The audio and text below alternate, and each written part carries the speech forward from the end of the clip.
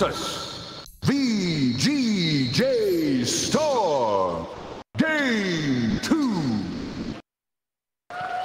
The draft ahead of us between these two teams. As a reminder, and if you're just joining us, OG lead by a game to 0. The winner claims a top 6 finish guaranteed at the International 2018. The loser goes down to the lower bracket for a second chance, and OG are just 1 game away. So tantalisingly close. When it's like this, Bob, is there are you tensing up a little bit? Are you thinking about that, or are you able to do what Notan and Seb were saying in the interview? Are you able to just block all of that out, block the crowd out, block out what it means, just focus game at a time? Probably depends from player to player, just what you thrive off of. Some players really enjoy that excitement of hearing the crowd booming. You look up and you're just like, yeah, I did that play. Some other players they want to stay in their own focus, in their own zone, rather than actually paying attention to anything around them. Now, Anna's got some experience here, and obviously Seb's got a ton of experience, as has Notan and Jerax as well. But what about Thompson in there? What's going through his mind right now? First TI, big stage. I mean, I think I'm speaking for most people. Like when you're at the drafting stage, you actually, like everyone is pretty much nervous, I think. But once you're actually sitting at the PC, you're getting into the game, you will start to like focus, like what Notan said before. And we'll have to see what kind of person Thompson is, whether he can just settle into it or whether he will be like a bit nervous, a bit crack under the pressure. But last game he played really well, so. Yep, had a good group stage as well, Gods. Yeah, I think OG, they started kind of shaky. They were 1 win, 3 losses on day 1. I think they went 1-5, but that was after versing the 3 strongest teams in their group, the 3 teams we finished up there. So they kind of got in a good groove, and they come into the main event with some good momentum. So first pick, Chen, and then followed up by Nature's Prophet and a Phoenix. We've seen quite a lot of this Phoenix so far, and we've seen some core Phoenix as well. We have, and it's quite a switch up from, at least in particular, the last draft that Storm's doing. They're doing a completely different approach. Of course, they drafted, like, they had the Enchantress available, so they take and then they wanted the Shaker to deal with that Phantom Lancer, but already you can see they're looking at a different approach in this game. This feels more comfort. Like, MSS played quite a bit of Phoenix during the group stage. Nature's Prophet, always a hero VGJ Storm have looked good on, so I feel like this is a good way to go after. They're the ones under pressure now. They feel nervous. They lost after a great group stage. They're also drafting with less time. There's a lot more pressure on them than OG right now. Very true. They had a fantastic. Now they feel nervous. They lost after a great group stage. They're also drafting with less time. Well, they were on the top of the list. There's a lot more pressure on them than OG won right most games. This seems to be probably the best answer to the Phoenix that I've seen in every single game. Recently, to pick up, you can kill the egg by yourself. There's a lot more pressure on them than OG. You actually just attack so fast. This seems to be probably the best answer to the Phoenix that I've seen in every change up in the last game. That Lena support. I thought it worked out so fast. It ended up being the beginning it probably a little shaky answer for the not really the most reliable disables to deal with the Weaver, but then they consistent, you know, as the game progressed, they got like 2 or 3 perfect combos. So. But that's what we spoke about, right? Like their draft is so unpredictable, and until the very last pick, they actually, like the enemy team, you know, as the game progressed, they got like 2 or 3 perfect combos. So. But that's what we spoke about, right? Like their draft is so unpredictable, and until the very last pick, they actually, like the enemy team, doesn't know it all. They got like 2 or 3 strange ways that they prioritize the heroes of It's strange, but it's like tends to have flex. Like the enemy team doesn't know it all. They got 2 or 3 strange ways that they prioritize the heroes of it's strange, but it's like tends to have flex. Like the enemy team doesn't know it all. They got 2 or 3 strange ways that they prioritize the heroes of it's strange, but it's like tends to have flex. Like the enemy team doesn't know it all. They got 2 or 3 strange ways that they prioritize the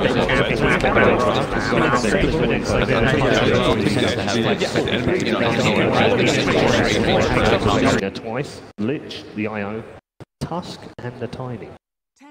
Quite, I mean, you know, for a support player, that's quite a range, isn't it? Yeah.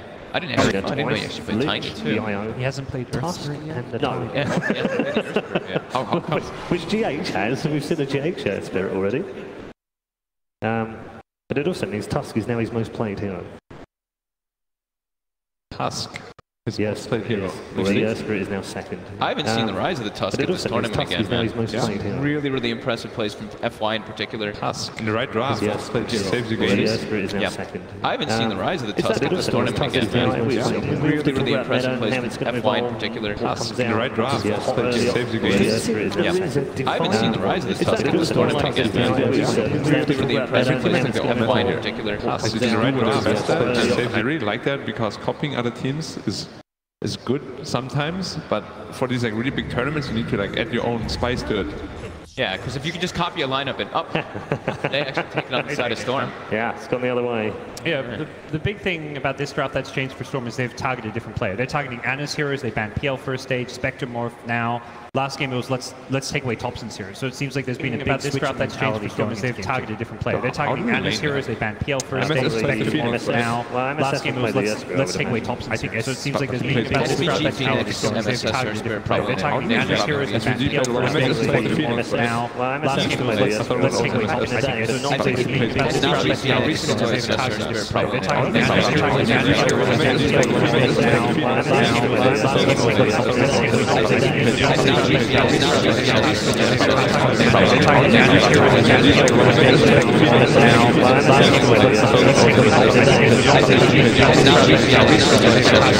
Anna's heroes. They banned PL first stage, Spectre Morph now. Last game it was let's take away Thompson's heroes. Maybe it's a core Phoenix. Yeah, maybe. Ratings burn against the Chen creeps. I don't think you'd want to make it core because you're versus that lean. Yeah, Well, like exactly. the Supernovas are Kind really of gonna dissuades them, doesn't it? Okay, yeah. I think now it should definitely be a support. Now you're definitely 5. Now you're position 5 Phoenix for sure. Yeah. Oh, an old classic versus that Phoenix. The Troll also works pretty well versus Nature's Prophet because you probably have that Calling Blade for a while. Get yourself out. Even the lane's pretty good. You're not as scared of the trees. You get the whirling axes with the mischance. You just High feel like armor. a decent laner. Yeah. But Troll in general is quite like a big question mark in the current meta because there's this big like gap where he needs to farm 1 or 2 items to become really useful, and that's where a lot of teams actually like start winning and taking over the game. So we'll have to see how it works out. And he's kind of clunky too, right? The hero just naturally just feels a little bit clunky, and he's playing into Earth Spirit and Phoenix. The biggest downfall for me when I see Trolls is not Synderen. Sorry, when I say Trolls, I just for a second I think Synderen. When I see Trolls, the biggest downfall for me when I see BKB timing early and these magic damage heroes just completely decimated. When I say Trolls, I just for a second I think Synderen. Probably gonna pick more Kite for the Troll. Stuns, slows. And obvious carries will kind of band out the Weaver Drower, some of those kiting cores. Yep. Plenty of other options. Low time though on Storm, as we 7 know. seconds left.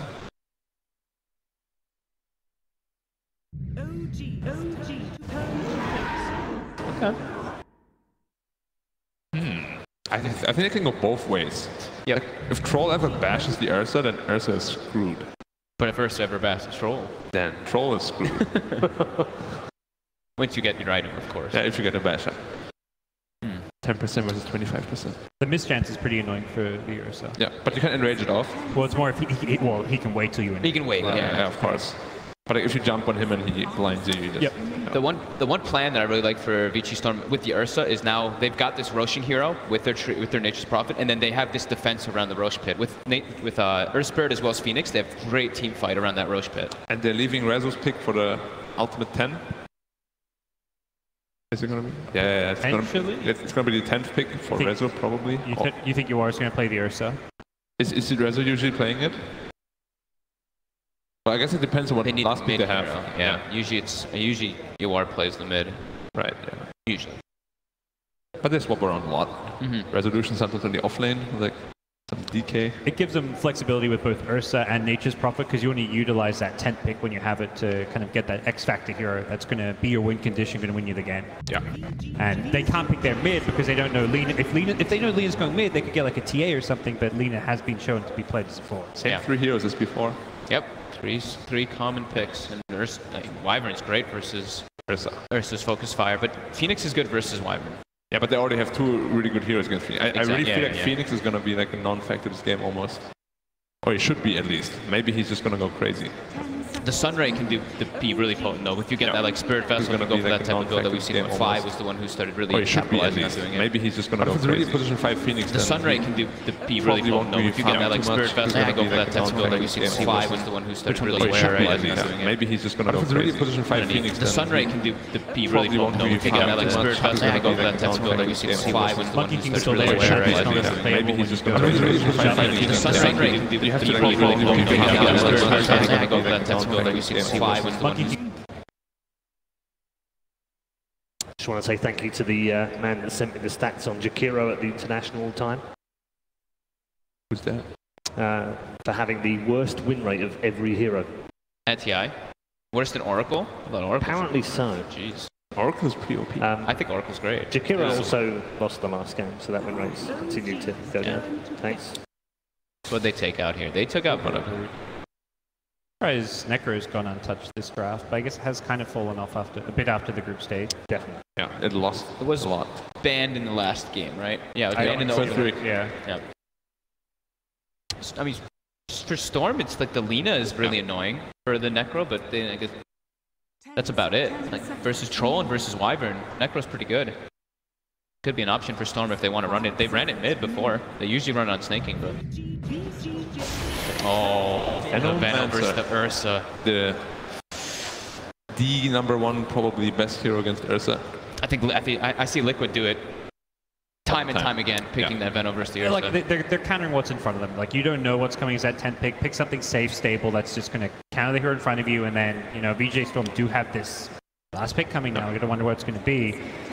They're very limited on time. Yep. And OG's lanes are like not obvious at all. They could lane however they want to. Wonder what it's going to be. Go for They're very limited on time.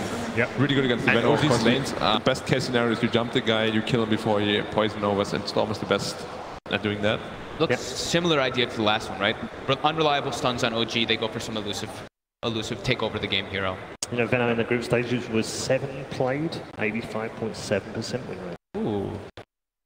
85.5? 6 out of 7, yeah. 85.7. Do you know what? Before we get your final thoughts, let's get some thoughts from a coach who has just left the OG booth, who's with Casey. Hello, yes. So we just watched the draft for Game 2. Can you walk us through your thoughts on how that went for you? Well, it went according to the plan. I mean, we did our homework. Hello, yes. Exactly so we just watched the draft for Game 2. We expected what they picked. So I think we have it. I didn't see the last pick, but I think we're on the right track.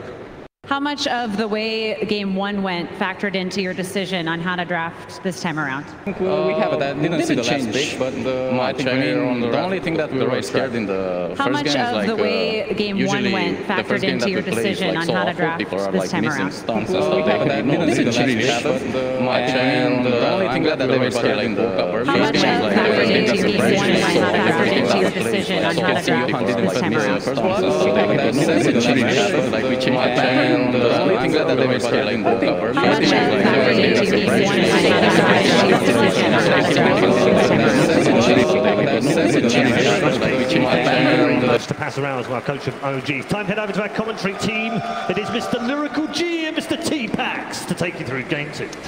Wow. So much, Paul. That is amazing. Who let him do that? I have no idea. But ladies and gentlemen, OG 1 game away from the best placement that organization has ever had at the International. Can you believe it? I know they started this draft off again here, right? Same thing, and yet what did we wind up with? Something almost completely different. It will not be the same support duo as the previous match. This time it's going to be the Chen helped out by the winner Wyvern, and it's going to be Thompson on that Lina, so that little bit of flexibility coming in near the end.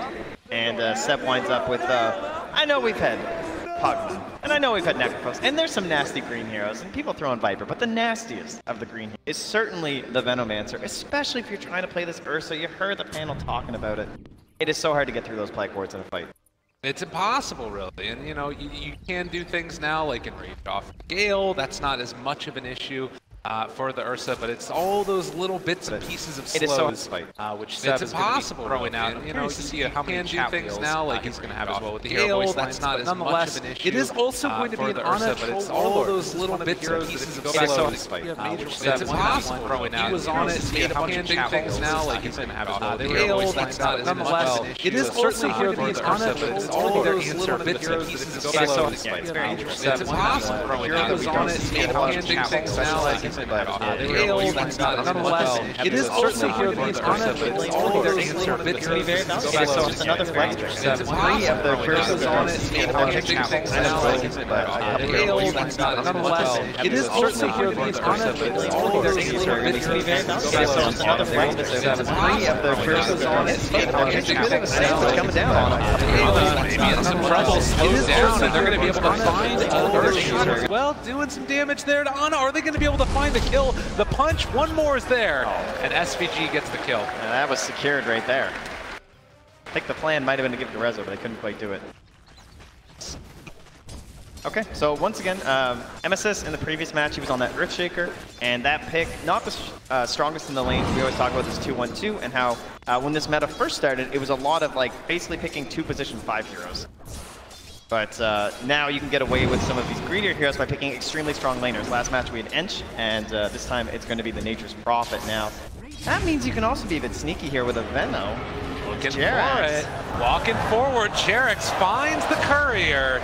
Yawar not have his eyes on it. This is one of those plays that comes out every once in a while, right? Sometimes teams are ready for it. They wait to see all 5 heroes in the enemy team before they want to make the courier call into the mid lane. This time, they weren't able to spot the position of Jerax, so an excellent move there. See, already Seb actually going to make the long rotation. He's walking to the bottom lane on this Venomancer, deciding that he does not like the look of the matchup down there and instead is going to try and pair off against the Ursa. Yeah, you don't want to lose that TP battle either. You don't want TP down here because then they're just going to swap around as well. TPs, we'll send MSS up top now. End up being some very nice early experience for No Tail. However, Veno also wants to be pretty ahead on experience just to keep bullying and pressuring the lane, so Seb gonna have to catch up a bit. And this is less bad than it was previously as well, having these cores out of lane, because we're seeing more and more often nowadays in Dota, teams wanting to get these supports a little bit of farm to get their game started off in the right way. So a little bit of solo experience there for the Chen is absolutely fine. Yeah, and Seb played a somewhat similar game for himself last time, like had to give up a lot of time in that game over to the Lina. In this match, likely not as much. It's going to be pretty important for him to get some items, try and help control this Ursa. Some of those 4 staffs most likely, as we see the ramifications of that early courier snipe. Yawar forced out of lane completely, which gives Thompson a free pass. He's going to pick up another invis rune here as well, and Jerax? That could not be going a whole lot better from the mid lane. It's already Lina is this lane dominator. Mets trying to squish everyone as No Tail. Now taking a lot of damage. Rezo slowed, but with one more punch, he's going to secure that kill. Resolution. Okay. Mid lane being dominated right now by OG. Feels like that big control. So with the TV back, Yawar feels quite fine in terms of the CS, keeping up very nicely. Of course, we're expecting that to start to change once the spells start stacking up on the Lina and try and get a couple kills before Storm goes 6. But bottom lane is going in the favor of VGJ Storm, no doubt there. Up top here, see MSS on this Earth Spirit, as they're actually going to punch into Yana, and with the kick, he finds the kill. Snaking did it. Is he going to be able to get out of there in time? He does. He finishes the TP. Yeah, just not enough left there. Of course, that incredibly long cooldown for Jerax on the first Arctic burn, 50 seconds. You only have that Thunder Blast to work with, so you call the TP. Mid lane, you can see that pressure again. Yawar just marching back.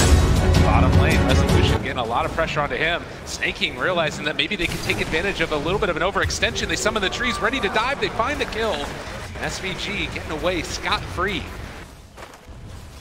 4-0 right now.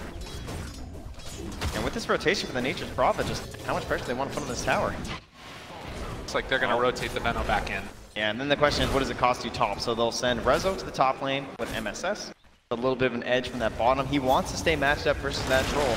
Now, Snaking really slowed down by the pendants. Big Daddy No Tail as well as Seb able to find that kill as well. That's costly.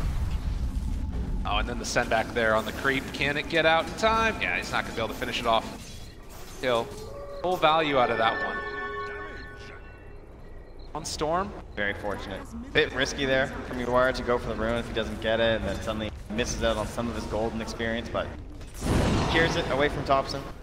Talk about how bad this ends up looking as, oh, bottom lane, they do kill off Seb. These lanes are not necessarily going the way that you want. Resolution trying to run out of there as well. They managed to find a bash, chasing forward for more. MSS with a rolling kick. Can they get Rezo out of there? I don't think so.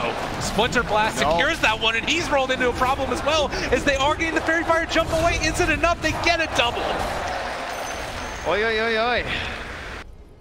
This is what happens when you pick these weaker laners. Like, excellent punish there from OG. They kind of do have two very lane-focused heroes, right? Very traditional in the Chen and the Wyvern to be trying to secure those lanes as hard as possible. It's not the same for someone like Earthspirit. He's a roamer by trade, and with the way Thompson zoned out with the help of that courier snipe from Jax earlier on, that means Thompson's now level 6, and Uar is forced to just full-on jungle. I mean, he has dreams of a bottle, but my goodness, this is a really rough time for him now. I mean, again, they have heroes on OG that you could potentially like head into the jungle with a Chen, see what's happening. You know that Storm Spirit needs to recover somewhere. And I think they have some good options with the Storm Spirit too, though. Like, they're trying to abuse the same flaws in the draft as the previous game with the Weaver. Rez was able to survive so long. Is one disappointing part of that combo, cutting down the trees. Snake King, they get the stomp onto 2. The punches are there. You can see how much damage these creeps do, and to mention the right clicks coming from No Tail, just bully in this early game. And now he's coming in ahead of the Chen too. No Tail. The turnaround, Snake King able to secure himself one of the pickups. They do have a net now, and Seb showing up as well with the Gale. That should be enough to turn it back around. OG, just a battling lane down here. Yeah, Stomp was even still there. He's need that too. So, nice little tip on the Snake King. Seb trying to get into the head of his opponents, as he usually does. Thompson tanking the tower to keep that catapult alive a little bit longer. He's playing with fire. Oh, wow. Really needed a regen rune on that one, but he's only going to get an illusion. He's still sticking around, not afraid of anything. MSS is now smoked up near his shrine, hanging down bottom. Not a whole lot for him to do top, trying to draw some of that attention away from his Ursa. Rezo's just stuck in the small camp. Find an opening for themselves. 2,000 gold lead right now for OG. Resolution again, just going to be got the Arctic burn. They're doing the damage to him, and nowhere left to go. This is the saddest bear in the world as they just run him down. Ana taking tower shots, almost he's going to salve up afterwards too. The damage to him, and nowhere left to go. This is the saddest bear in the world as they just run him down. Ana taking tower shots, almost he's going to salve up afterwards. The damage to him, and this is the saddest bear in the world. They just run him down. They just run him down. Ana taking tower shots, almost the damage to him, and this is the saddest bear in the world. They just run him down. They just run him down. Shots on. Wrap here from No Tail. Yeah, and you can see staying outside of that vision, you are. They run into him, going up on the high ground. He's still not level 6. And this Chen does a lot of damage as they go for the stomp. No Tail low as well. Can they kill him off in time? Yuar gets the heal. The Sunray saving the day. Oh no, now Thompson, okay, he does get the LSA off. Oh, the long chase, he wants revenge. Yuar gets that return kill. So a big turnaround there for OG, rather for VGA Storm. After all that, he's still very far behind in terms of net worth though. He's got 1,600 gold below his opponent in the mid lane. And this Lina needs that fast start. Gold, I would say, more important on her, trying to get in towards that Eul's, Shadow Blade. She can become a threat across this map, and she's going to be a pretty big answer to the Storm Spirit too, because unlike the Weaver, it's, I would say, a lot easier to handle a Storm Spirit with. Gas point on ball lane. Not quick enough to get off time together, right? But again, 2,000 gold lead, the sub 10-minute mark.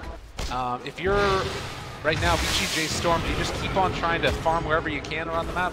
Guys, Resolution gonna get ran down again. Ana's just bullying this guy. I worry a lot about Rezo this game. I've seen a couple Ursas fall into this trap of just falling behind in the laning stage. I mean, you lose your tower early, you're supposed to be the bully, you're the bear. But they brought a lot of pressure into this lane, you didn't have a strong support, so now you fall behind, you still don't even have 6. So to me, like, they want to play around the Ursa right now to create space for the Storm Spirit, but that Ursa's not ready. That means that they're going to need this massive team fight coming out from the Earth Spirit and the Phoenix. They basically have to hope that OG dive too deep. But if OG can go very methodical and calculated when it comes to their tower pushes, they could really grow this lead. Finding a kill here would definitely be a big boon, and they do manage to take down Jarex. MSS level 6, as is SVG trying to TP. He doesn't have the cooldown though. He is going to get out. Good call there. Just recognizing the stuns were all used on Jarex. So Jarex almost had a chance to get off the winner's curse, but in the end, if it means that like throwing his life away to save his troll, still good for OG, but it is just one more kill for BJ's going to try and claw their way back into this one as Rezo gets to the 6 and will feel a little bit more secure in his own pushes. Hobson looks to try and find Snaking. We'll be going for an early 4. Scan out the area, see that there are heroes there. It is also like a smoke up come out from OG.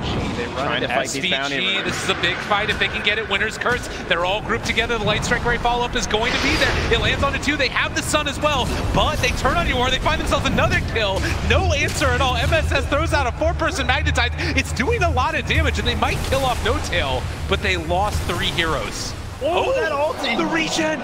Oh, Nature's Prophet. Wrath of Nature, Snaking, saving it. Much needed. I would say so. That was very close to being a 3 for nothing, and then suddenly they get 2 return kills. So it will wind up being a slight gold edge for the side of VGJ Storm, and all of that put onto Snaking. So it could be very early Orchid for him. He is up against Alina, who's going to be building that super early Yules anyway. So at least he won't be able to focus down your mid. You can see like what they were trying to do for VGJ Storm though, right? Like this whole pick with the Earth Spirit in combination with that Phoenix is MSS is essentially supposed to be the guard for this egg. And he tried to roll in there, get the kicks off, stop the attacks, but it's going to be very difficult against this lineup. You heard the panel talking about how do you get an egg off versus the Troll ulti, and now Alina too in the core role where she's going to have such fast attacks with great range. They're going to pop the ultimate now. Seb just trying to buy a little bit of space for himself. Ana looking for a bash, will not get it on Snaking. So they'll clean up the trees and head back about their merry way. But yeah, it does sort of feel like, you know, if you're going to start the fight off where you get stunned by 2 heroes after a Winter's Curse, yeah, it's just not going to be a good fight no matter what. Yeah, and eventually Rezo was chasing after Chen, but No Tail's turning it around, just giving the harass. And Jarek's coming through, they have the curse. Oh, find it. Resolution caught now. And Thompson laughing about it, feeling quite good for himself. Light Strike Ray and Laguna Blade. Well, that just seemed unnecessary. Securing that kill, you never know how many reinforcements can be flying on through. Can we just talk about the spirit of OG for a minute? Like, every single kill that they get, it doesn't matter who it's on, they're just feeling themselves. And this started in the qualifiers too, because I think they came in there with a very big chip on their shoulder. Like, they were better than everyone else, they wanted to prove it, they did. And now at TI, that whole spirit is sort of carried on through them. And Roche, well, he's going to be feeling that hate as well here.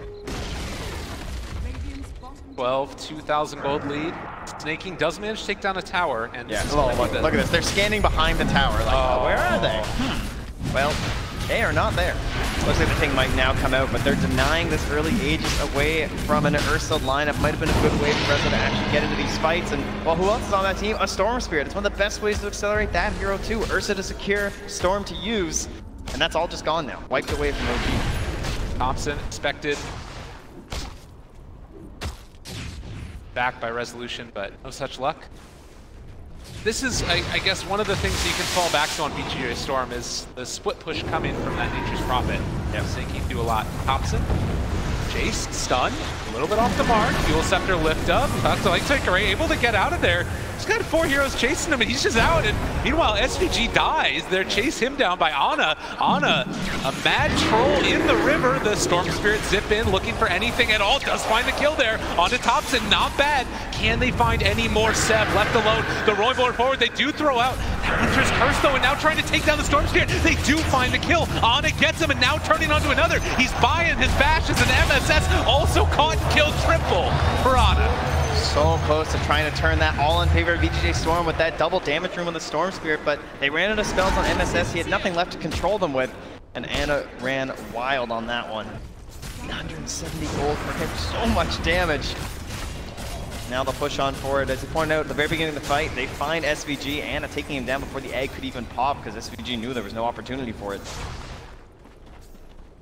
Eerily similar to last game in some ways. I mean, except on the other side now. Yeah. OG, 5,000 gold lead.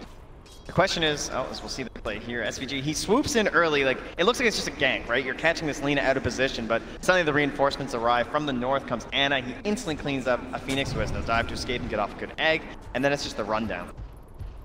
They do get a nice kill on Thompson though, so he was pretty far away, but they catch a couple spells onto him, then he just Prophet ulti. Oh, and MSS with that angle on the kick.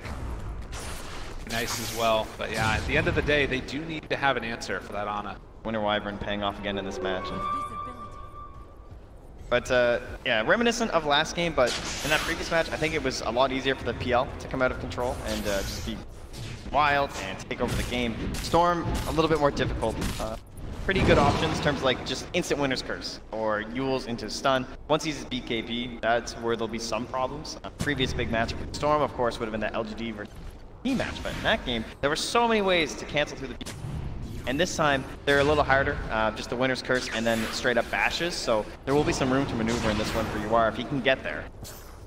Well, in a way, it feels to me like Storm sort of thrives in chaos, whereas PL creates it too. And they need somebody else to make that space for him, and that tends to be Ursa, who obviously is getting the Blink Dagger and has it now. So maybe that's going to be one of the opening fights. And it is one of the struggles with the Nature's Prophet as well. He's just not a hero that really team fights at all. For the most part, during a team fight, he'd like to be on the other side of the map, just pushing a tower.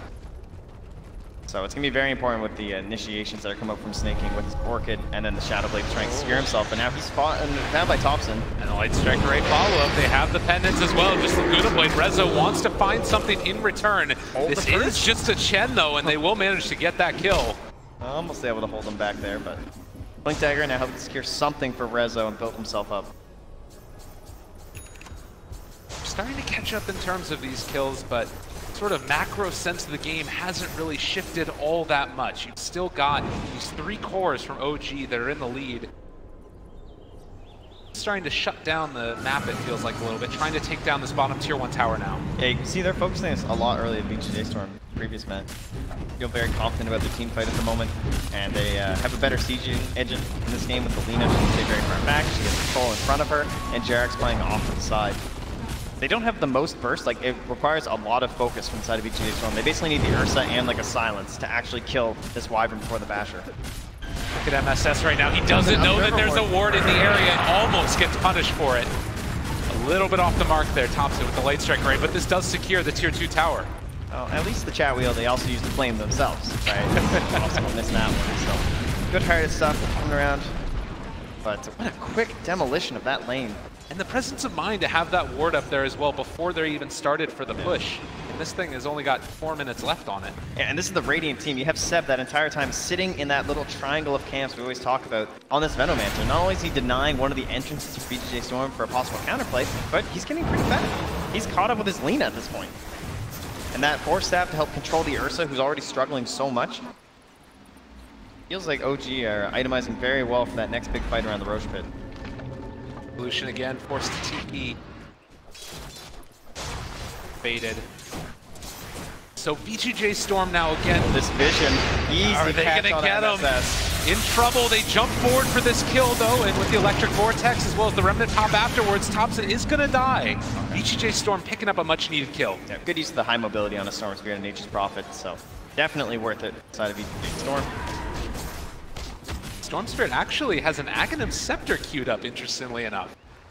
Find some sort of a play in this game. He doesn't, maybe need the Orchid as much because Nature's Prophet has one. Might be a bit redundant in that case.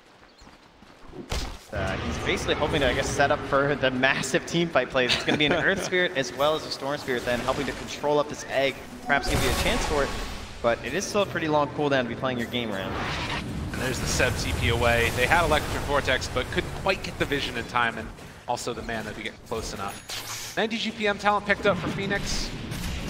Now the push comes from OG. MSS still there. The output and outspam in terms of OG has just looked great this game, right? Like, you start off with a Nature's Prophet very early in your draft, and OG identified that they're going to have some answers for wave push. So the Winter Wyvern, just the Chen roaming around with his creeps, Ana rotating back and forth, and Seb is one of the best heroes in the game, the Venomancer. Like, you just don't want to commit on this guy, because if any rotations come, you could just be so low on HP, even if you kill him. Oh, almost going down there, but is going to live in the fountain, it looks like.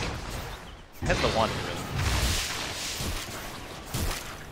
Well, they take the tier 2 tower top, and easy as pie. Just going tower to tower to tower. OG making full use of that Aegis, and now getting ready for it to respawn again. They've only gotten a single tier 1 tower so far, taking off that OG side. Great defense against the Prophet. He doesn't really have another partner in crime either in terms of wave push. Every time you just walk up, gale him, and they're forced to TP away. That's 3 separate heroes that this has happened to. Oh, they're smoking up behind though. They want to grab a kill here. These heroes, they are pretty fast. It's a lot of the bounty now for this Venom. Nature's Prophet shows up as well. They try and get out of there. The force staff away. They do kill off Jerex on that Winter Wyvern. Meanwhile, they can't even find him. They actually can't get him. MSS is just going to die. The Gale and the Plague Wards, it just drops down and they kill him.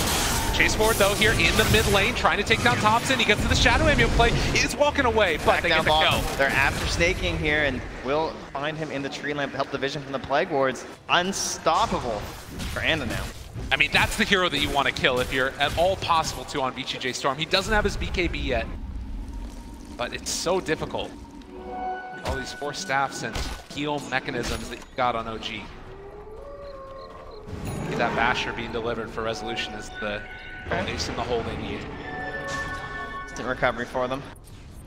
But he's still not ahead, and of course Ursa would love to be there. We've seen the utilization of the support Ursas a little bit poor as Curse force out just onto the Phoenix. And with that kick, that will push back the rest of VGJ Storm. They're still in the area, looking for the chase. They've got Ana. This is a big kill if they can get it. They might have Hand of God still to try and keep them alive. The runaway, the stun on the 2. MSS doing a good job, but they blow up the Troll. Much needed kill, and now looking for more. They take down the Winter Wyvern as well. VGJ Storm, a little bit of a tear here. Yeah, OG have to be a little bit careful. We already talked about that super high mobility and bit of almost global presence now coming up from the Nature's Prophet and the Storm Spirit. So if they see a moment like that where you're going to waste your curse, especially so close to a TP point, you've got to be ready for the punishment. And VGJ Storm, it's a bit risky, right, to just kind of dive in like that because they didn't have the greatest vision, but they had some stuff on the high ground. They kind of knew what was going around from OG and got a great dive off. Now, flicking in with the dust, they're going to find Thompson. This is a huge kill as well. All of the cores dying right now for for OG. One after the other. Zipping for more. It's Yawar in the mid. A little bit of life being shown here. Their OG dominance, first 20 minutes. That was about a 3K gold swing. Kills onto the Troll and the Lina. A lot of that going back onto Reza. What a great time to have that Basher. J Storm. Pretty decent vision around here. They're going to lose that ward now for sure, but it doesn't really matter. It's almost expired anyway. It's just going to be a TP away. Yeah, he's done. And a pretty good solution. So where do you go now? Roche is about to respawn. Yeah, that's the big thing for sure. Okay. So we're looking at the Egg, we're looking at Winter's Curse, we're looking at Earth Spirit, we're looking at Storm Spirit. It's, there's so much vision coming out from the Radiant side with the help of that Venomancer that if they can entrench themselves in this position, even with these great heroes around the Roche pit, I feel like OG have the edge here. They're actually just going to be in here so early that it might not even matter. Yeah, not in position. They're smoking. They're trying to get here. Asleep at the wheel, and they're walking forward to loot this and take down Roche. There wasn't even a battle. Seb once again out front saying, fight me. And the chase forward for more. Ana gets force staff forward. Good kick from MSS, trying to stay alive. Still 5 seconds, still rolling boulders up, and he's just dead. Yeah, they're down in the bottom lane now, pushing. There's a Shadow Amulet here on Snaking. But look at Thompson. He's just chasing forward. He gets the lift up onto the SPG Phoenix, trying to chase and interrupt this as the Storm Sphere, but it's not happening. On the other side, they do take down No Tail. But they're on your base. And, where are you guys at? And it looks like with that fortification, it's at least going to stop them for a moment, but Warlord in the area. They throw out the Light Strike a little bit off the mark. Hitting this tier 3 tower, nobody wants to buy back, but they're going to lose this. I love the way Seb is just this buffer too. So if they start getting low on Ana like this, Seb's just always going to stay in front. You can see he helps them retreat by staying a little bit closer throughout all of that.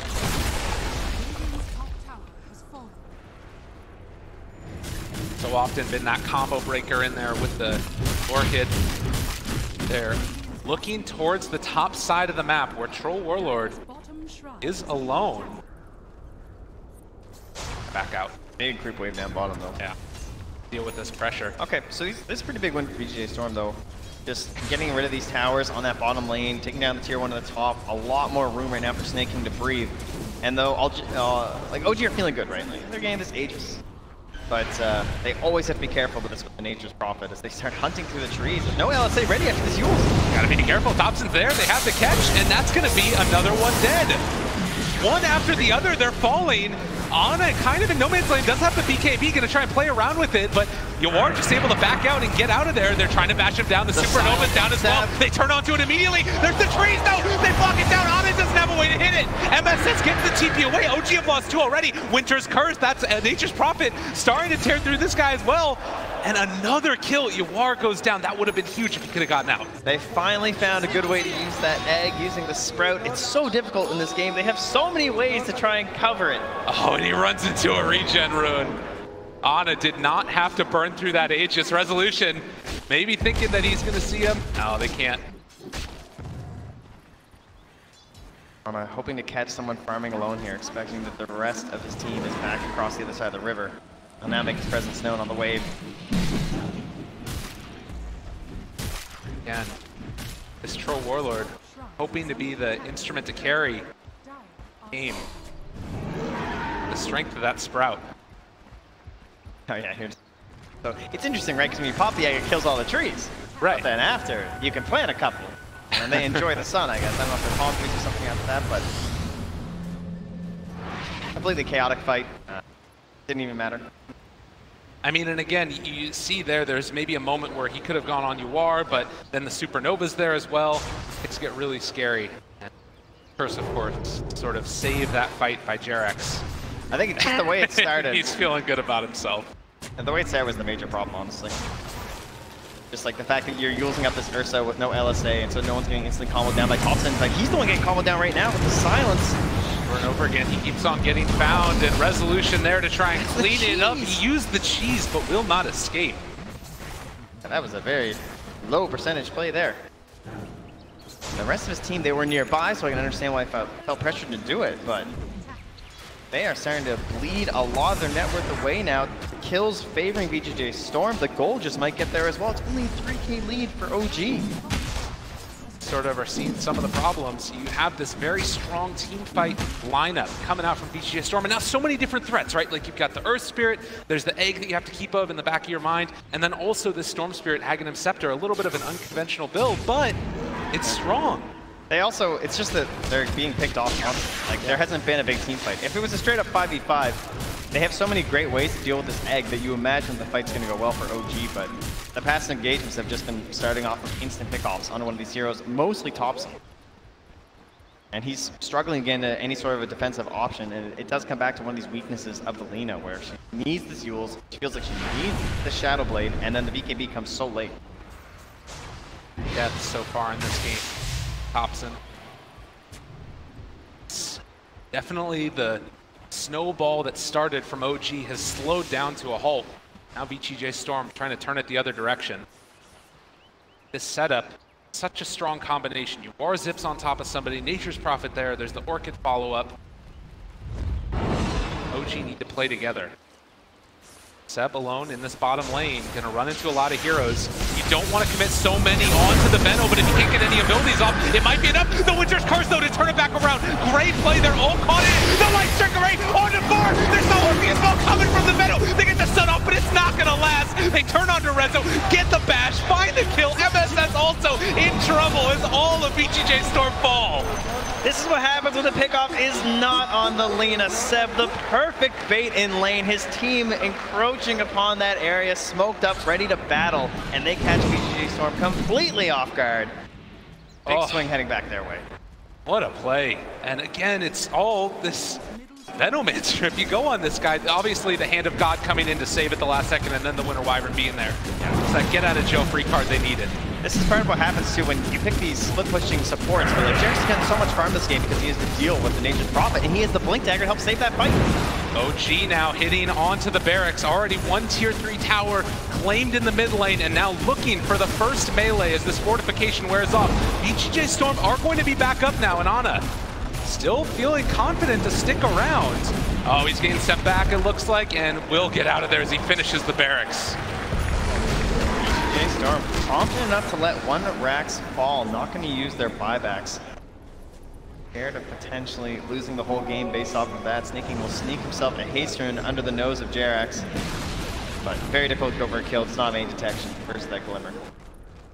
Back to an 8,000 gold lead. How do you feel like this, Oz? We're just going to see this setup again. Yeah, and on the mini-map there, you can see OG. They're running and gunning, trying to get here as fast as they can. But that point there from Jerax.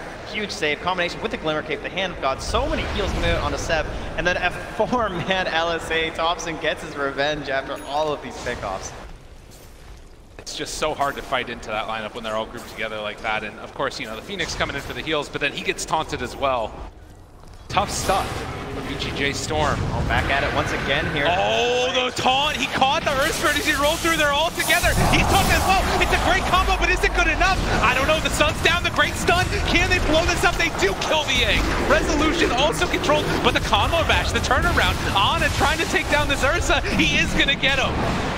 Oh, at this point, that egg. The BKB is there from the troll. What hope do you have? It's so free, even with the Fire Spirits trying to help. And Snaking can do nothing but dodge. And can you feel it? OG, they have buybacks on this Ursa, but they're trying to potentially close out a second lane of barracks on their way to the highest placement that this international organization has ever had. 2-man Electric Vortex. They go for the Hand of God, though, and this is through backdoor protection. Troll does a lot of damage. Please get those fervor stacks up. Yeah, Snaking is trying. He's catching these waves. He's done all he really could. No answer. It's too much damage. Now one lane separating. Even going for the bounty and Snaking can't win. Seb is already there, understanding the importance of those to keep the team ahead. He has all the lockdown in the world. The Orchid, the Hex, a lot of good answers. They're going to have this send back after the Arctic Burn. And OG. Their battle cries sounding throughout Rogers Arena. Always with chat wheels. Now it's forward. They want another one of these picks, but cannot find them. No luck.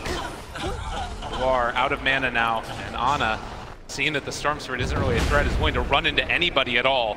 MSS just going to have to throw out the kick to get out of there. Wait for the big man to spawn in the pit. 20 seconds away. Feels like the last big hurrah for BGJ Storm. If they can somehow find a way to utilize this egg and combo up some of the damage, get these supports going, but it's all magic. KB is finally going to be ready here for Thompson. It's already been doing so much work for Ana. Oh, and look, they were ready for this. They get the Hex though. The great answer. They tried to bait one, but they got baited instead, and they find a kill onto two. That's Troll and Lena dead, but they're going to buy back now. Good blink away there. Yeah, they know they have to control up this pit, so still holding their biggest spells on the Radiant side right now. Not a major concern, and they're going to start placing down these wards and controlling the area. Now Roche is down, and they don't have Supernova. Seb has to be a bit cautious here. I could definitely see him just getting instantly killed by Ursa. He's a little bit far away from the team.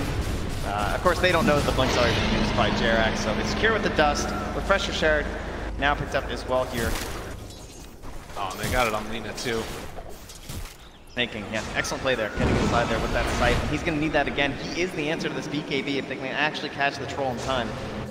It's such a hard fight that they might have to take now because they know that there's still Supernova down for 65 seconds and OG can kind of just walk at their buildings. How do you stop this pressure?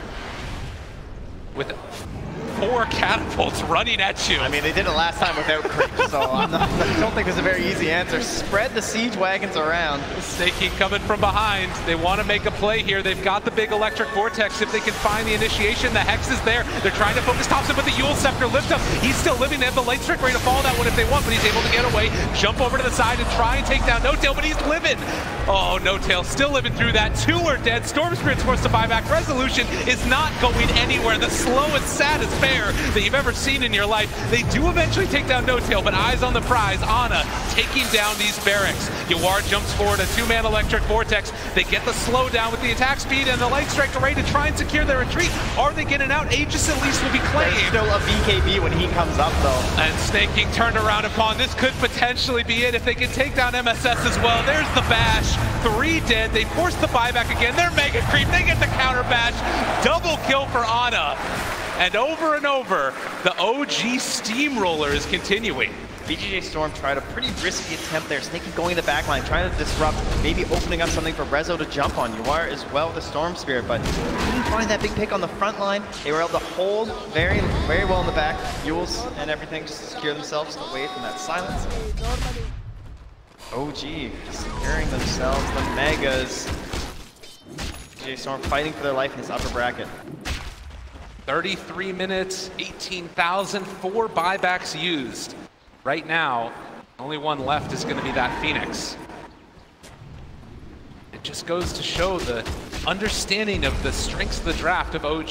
Have these low cooldown abilities, constantly get into the fray. Double Winter's Curse, 17 seconds. They still have that cheese available on Lena too, even after Thompson went down. So you can see in the backline, that's where Snaking is. He's trying to make something happen, trying to create some space for them.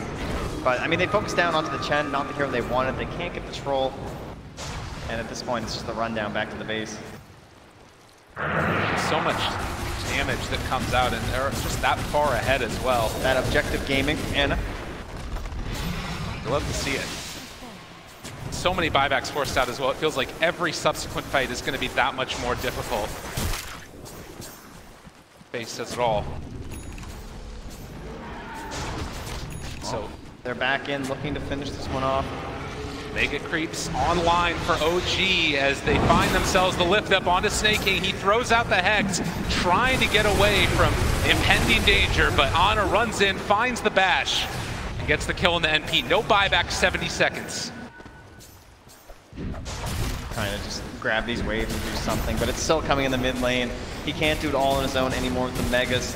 Seb continues this constant pressure, putting in these flag wars, making it very difficult for Rezo to maneuver, even if he gets into these fights. And the wraparound coming. They're hoping to find something at all. Maybe a team fight win if they can jump forward and find the Abyssal onto Winter's Curse, but it's not going to happen. They have to roll forward onto 2. It's not bad, but off on the side, Thompson with the BKB out, punching people down. They find 2 kills. That's GG. OG on in the upper bracket. No tell. Ecstatic with this victory, moving into the top 6 for OG. Unbelievable performance from a team that feels like they just formed. And it feels like they've been continuing to build momentum. I mean, you talk about their performance leading up to this. I believe it was them that played against Immortals in a best of 5 earlier and ended up losing that one. But, you know, showing up here on the main stage and taking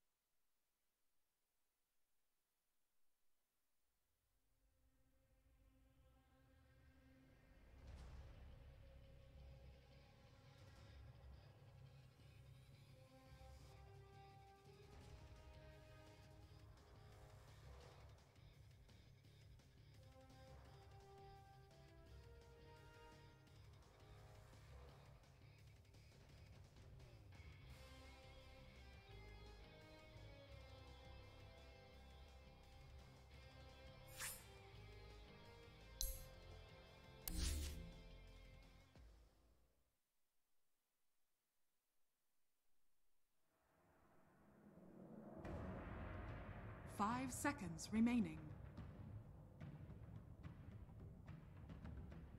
VGJ Storm's turn to ban.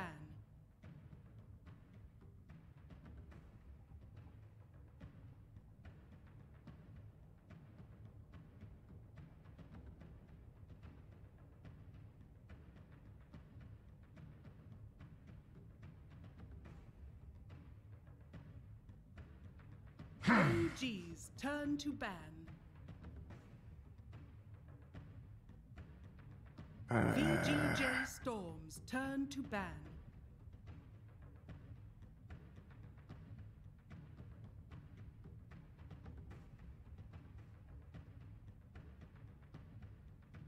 OG's turn to ban.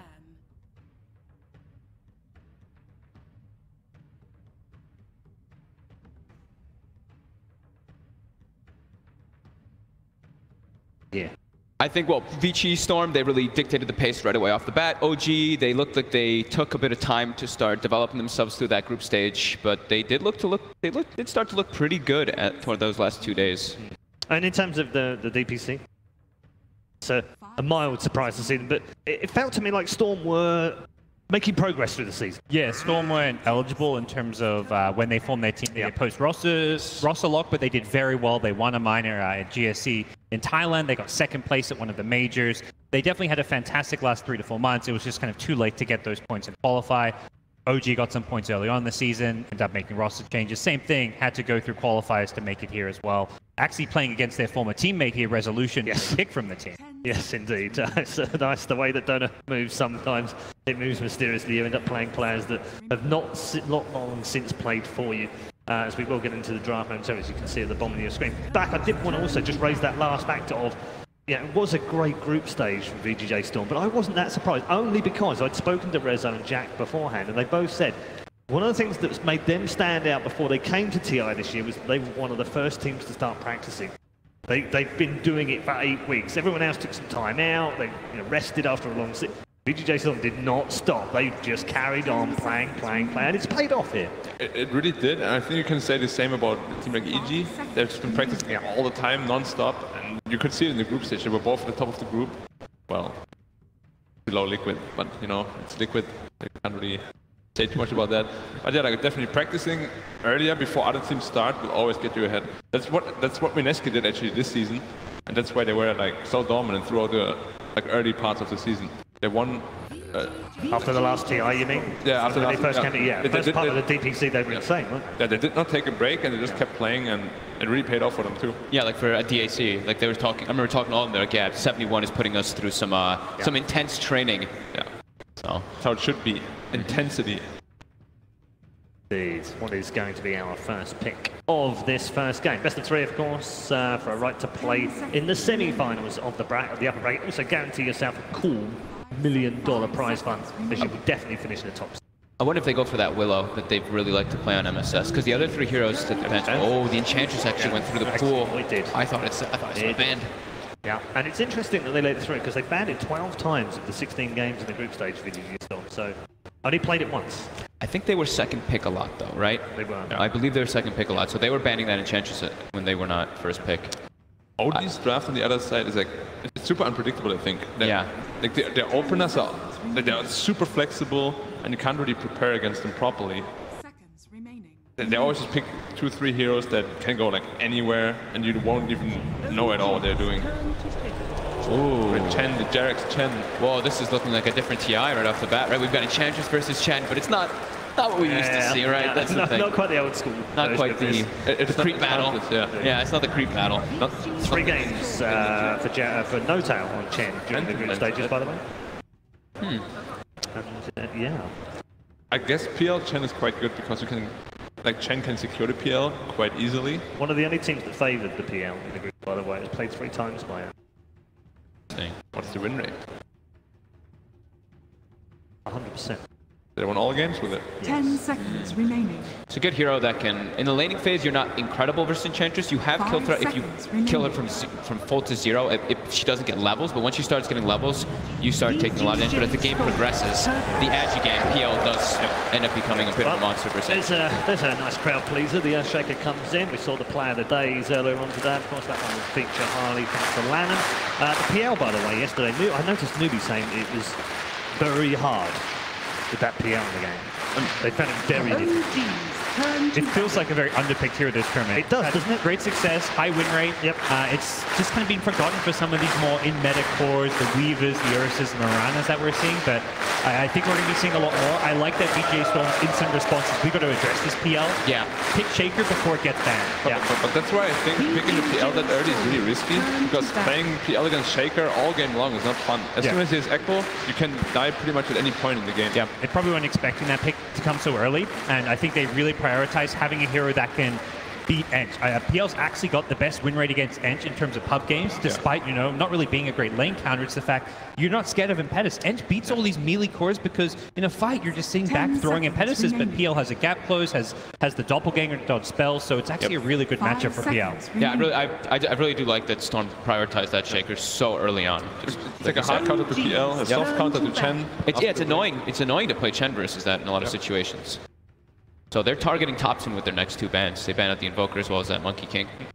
MSS playing the Shaker, right? Yeah, more than likely. Enchantress. I mean, they can swap around if they really want to as well. If they want to give the Shaker some more farm priority. More than likely, though, yeah. Unless they do some strange Enchantress going to some support, which I don't think is not ideal. This man, Yawar, on the screen right now, has been incredible throughout the group stages. His Mirana, in several occasions, just took over the games. I was really impressed to see him doing that, actually, because after a bit of a rough time that they had, they just completely bounced back. Like, Yawar had been really struggling and then just completely changed his playstyle. Worked so well with the team. Throughout like his entire career, pretty much, right? Yeah. Like the comeback that he made is very, like, you can admire that. Yeah, because it's very hard to pull off. Like a year and a half ago, or what was 2 years when he was on DC, he was still this really good player, but at tournaments he was struggling a bit, and now we're starting to see that mechanical skill that he really does have. VGJ scores. Winter. All right. I mean, I guess it's a good combo breaker against the Earthshaker because he can't perma-stun. But it's not particularly good against either of the two right now. No. It's not like a counter or anything. No, because Impetus is great. Like through Cold Embrace, it doesn't matter so much. Been pretty popular here so far. 45 picks during the group stage. Winter Wyvern? Yeah. 45? Yeah. I feel like I didn't get to see any of those. No, insane. I must have missed every single Winter Wyvern game. 45 played, 51.1% win rate, and 24 bans on top of that as well. The unique thing is it's been a core and a support. We've seen throughout position. We saw them as Farm Wyvern in history, played by Tavo in one game. I did see that. I mean, this is strong here, right? Teamfight control, you have save, you have you can deep push your lanes. You can pretty much safely push out lanes too that the other heroes don't want to go. The concept we just spoke about, the dead lane, he's a very good hero for that. And I want to think of the hero like Gyrocopter because I've been seeing it so much, and versus Wyvern it's so great, but versus the PL it's a little bit of a, you know, it's back and forth. And there you go, Paul. Paul's happy. I'm done. I'm going home now. I'm happy. We got a Jakiro! Actually, Jakiro is really good against all three of the heroes right now. Yeah. Like, very underpicked here, by the way.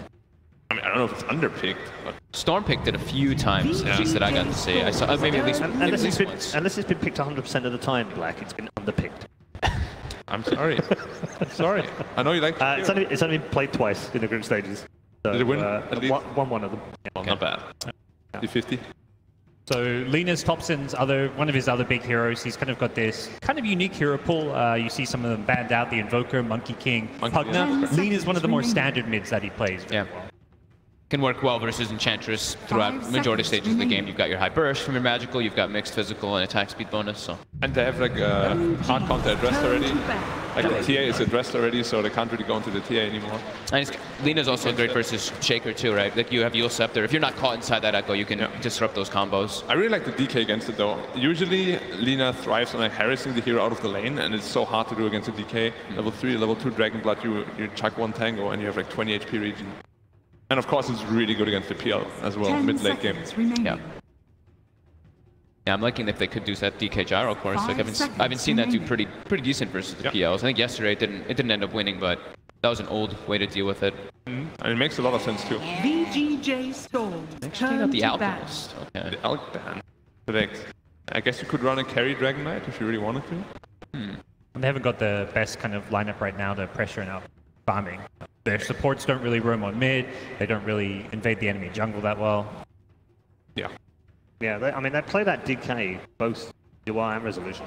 And have played it for 10 VGJ. So in fact, both of them seconds played it in the group stage once. Yeah. I saw Resolution even played on the offlane too. 5 So, seconds remaining. They're really not locked in where they play it. You would assume, however, that is an SVG Jakiro. That's alright. About all we do know, right? Yeah, SVG Jakiro. Yeah. Assess for the Earthshaker. Yeah. Yep. And should be snaking Enchantress. Yep. Does leave a UR or Resolution. The DK is a fine matchup mid, and not really any reason. You think it's okay? Safe lane. Yeah. Yeah. One of the best against Lina. 10 seconds remaining. I guess the issue is the carry you're picking, you don't know your lane matchup.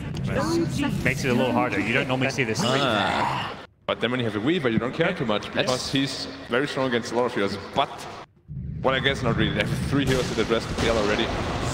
Oh, that's also Thompson here. That makes things. So is this a core Wyvern?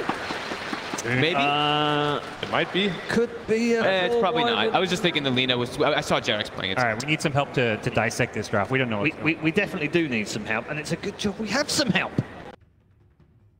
Because there's a man here to help us out. I'm here for you guys, don't worry about it. It's good man. I'm looking at the lane matchups this game, and I see this Enchantress hero that, as a safe lane carry player myself, just the worst nightmare to face. And even though PL was picked in the first round, he's their win condition. He's the late game scaling for them, and I'm scared of the pressure that this Enchantress plus Earthshaker off lane is going to present him with. And I think that he can get past the mid game, then when he has 4 or 5 items, they have a hard time killing him with their flat numbers of damage. But in the mid game, he won't be able to participate in fights, and I'm scared for OG's ability to fight with just the 4 heroes they have, because they have no hero that can just go in. And that scares me after the laning stage, which is so important in this patch. Okay, good stuff. It does look like Seb's going to be playing on the Winter Wyvern. We are going to head to your commentary team for this first game. It's all yours, boys. Lyrical and Trent. Thank you so much, Paul, and all of you wonder people out there in Rogers Arena, as well as Trent. We got a great game. It's OG facing off against VGJ Storm. It's a couple of teams that have formed from the ashes of previous teams as well. You've got 2 former captains on it. How you feeling about the draft? Yeah, some coaches coming into play, you know, ready to do their thing. We were wondering about the Wyvern, right? Where's this thing gonna go? And it looks like it will indeed be Seb taking it up here. So we're gonna have ourselves the 4-winner Wyvern, which means it's gonna be that support Lina once more for Jarex. So very tricky coming near the end of that draft, trying to find a counter up against that Yell. Weren't sure where the Zeus was going, where this Lina was going to go. So interesting, very high damage output potential, right? You can't doubt that from a Lina and a Zeus, but can they survive to actually get off their spells? And you got a couple big guys that are going to be running after him. You got the Earthshaker that's just going to be jumping in there, dropping Echo Slams. We saw Lanham play it amazingly yesterday. It's a scary one to watch for in that game. That's a pretty hard performance to follow up, not going to lie. Lanham, somehow at TI, that man gets Earthshaker and he becomes the greatest player that's ever been on it. So we'll see if MSS can go for it as well.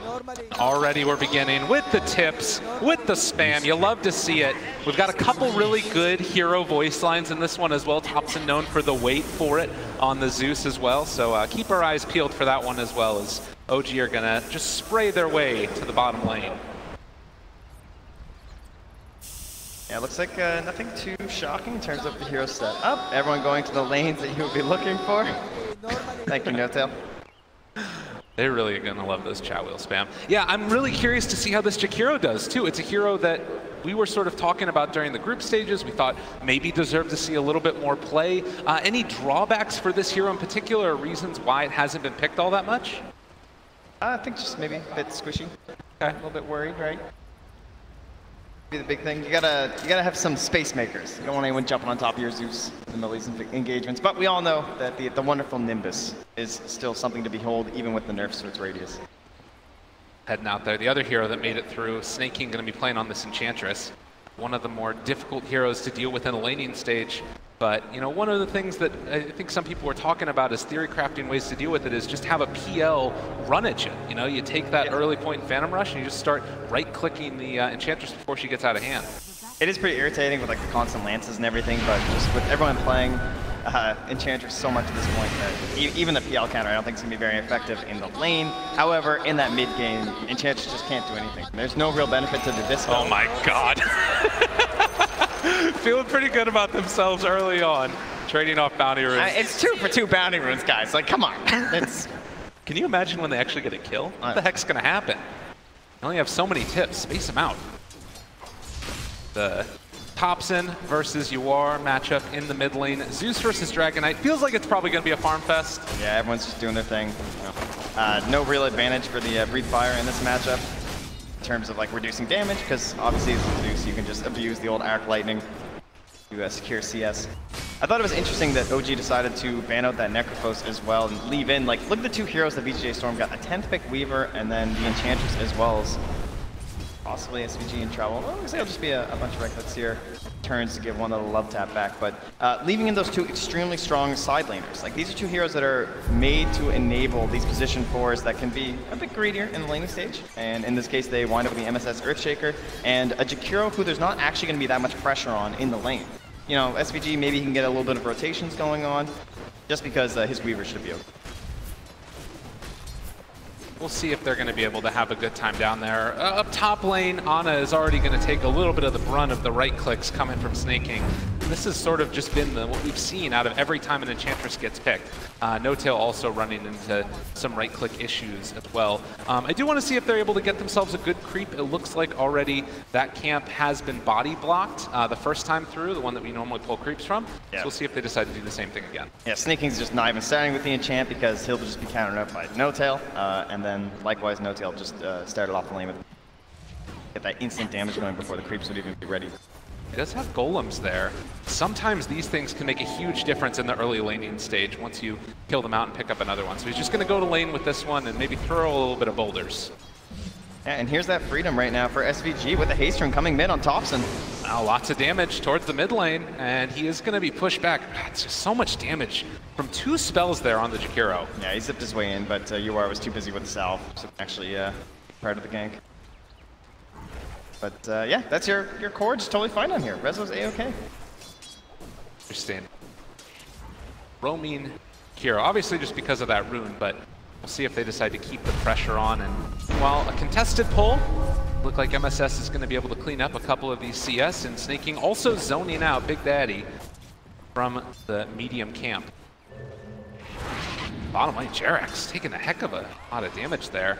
Just going to TP back to his tower as well. Pops the salve, has a lot of stick charges, and should be fine. A little bit different. We saw this a couple of times in the group stages, the support Lina. Well, what's his goal in this game?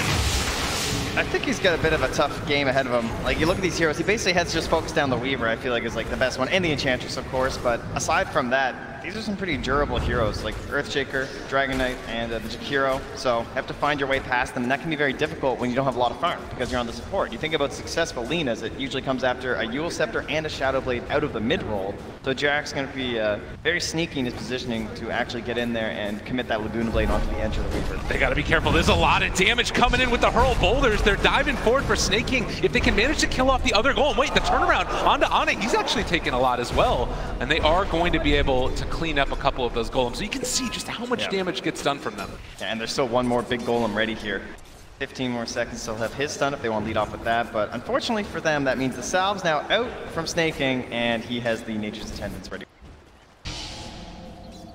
Why that hero gets banned out so often in the early phases. Going to try and go for the deny, but 2 more hurl boulders, and Ana going to get sent back after he went for the Phantom Rush, and we'll be able to just TP out back to lane. So that's the reason that you end up seeing this hero picked up nowadays. Yeah, it was already irritating enough when you could just send the creeps back, but sending the hero is still a very useful tool, as Jerax, you see there, comes and steals a regen rune when he had almost 0 mana left, but Seb left alone in the lane. It's going to be a bit of a burn as they're diving forward for it. Rezo thinking about it and drawing first blood here.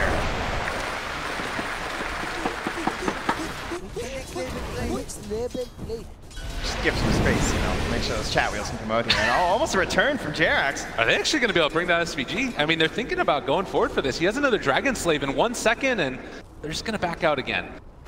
This is the, I mean, this support the Weaver just running at people, it feels like all the time with Sakuchi. It's so much damage. Yeah, and now even contesting for this banner, and they don't just have the best ways to control. Like, they're forced to go for the LSA. Drill stop him, but plenty of return damage there onto Jerax, who's just holding that stick when he needs it. Taking a look at the sort of relative CS across the board, everything feeling relatively even. Is there any sort of team that you feel like in the late game can kind of get out of control, or do you think that it's sort of on par with each other as we go later and later? I think it's relatively even just because of this idea of like the Weaver versus the PL. I think PL is very scary as the hardest carry in this game, but there's also all this pressure on the initiators coming from the Earthshaker as well as the Winter Wyvern. They're going to be kind of trading off back and forth, and it's going to come down to who's just starting the fights off better. But purely based off of PL and Nimbus, I would give the edge to OG. And another Light Strike Array is going to most likely save the life of Jerax as Resolution is forced back again. Good job so far securing the safe lanes for both of these teams as Tail takes over that creep. It's been a very quiet 6 minutes. MSS is going to look for the rune up top. But let's see. No, it will be bottom again. So still secured by VGJ Storm, but not really the most active rune there. It's just an illusion. He does bottle this one. Maybe thinking about popping it to tank through the tower, and with a fissure route as well, they found themselves Thompson. He's just dead. Nice rotation there. And in response, though, SVG left alone down bottom. Oh, maybe the stick. They're chasing. Trying to live. SVG is still eventually going to die. And Thompson with the all chat wheel as well. Let him know how he feels about the situation. We need a chat wheels per match stat. I feel like Thompson definitely wins. Oh, no doubt. Especially when he's on Invoker. 6.5 minutes. 2-1 the score. And looks like we're going to go for a shrine up into a smoke here with the Stolen Centaur. But both heroes have left lane down bottom, so we've already talked about how it's pretty difficult to go ganking on these lanes. It would be a very long journey to go top, so it's not like Snake King's in any sort of danger, and then you're just going after a Jakiro and a Weaver. And if you get Jakiro off this, you don't feel that great, but the dive into the jungle, okay. Dropping down a ward. If nothing else, at least some good vision to spot out when this DK leaves the lane. Maybe later on they can set up for a gank there as Seb just going to TP away. Oh, but the Ice Path level, and now they found themselves the Winter Wyvern. Will be a kill. Another one for Resolution as now it's in some trouble. They don't expect Jerax behind the tier 1 tower, and now you are also trying to run away. This is the power of Chen. You can sort of dive in there with these creeps. Yeah, they've committed a lot of vision back here too, though. They dropped one ward in the camp and another in between the tier 1 and the tier 2, so plenty of focus coming here from OG now. Still Snake King going to continue to farm as No-Tail has just taken over this jungle from Yawar. Do you expect to see any more like sort of early rotations trying to kill off these towers? It feels like with an Enchantress and Chen, that's got to happen at some point. I think OG just want to put a lot of the focus of this match onto the bottom half of the map and just keep everyone away from their PL. Just let Anna get a bit of space, try and get into that Diffusal Blade, maybe even some treads he's looking at, just trying to tank him versus Ench. And if he can get there, then they're going to be very strong in that mid game, assuming Seb's able to get into an earlier Blink Dagger as a core, as No-Tail. In a very difficult spot for his hero. Resolution, maybe in a little bit of trouble as well, or actually they're going to turn it back around on Ana. Time lapses away.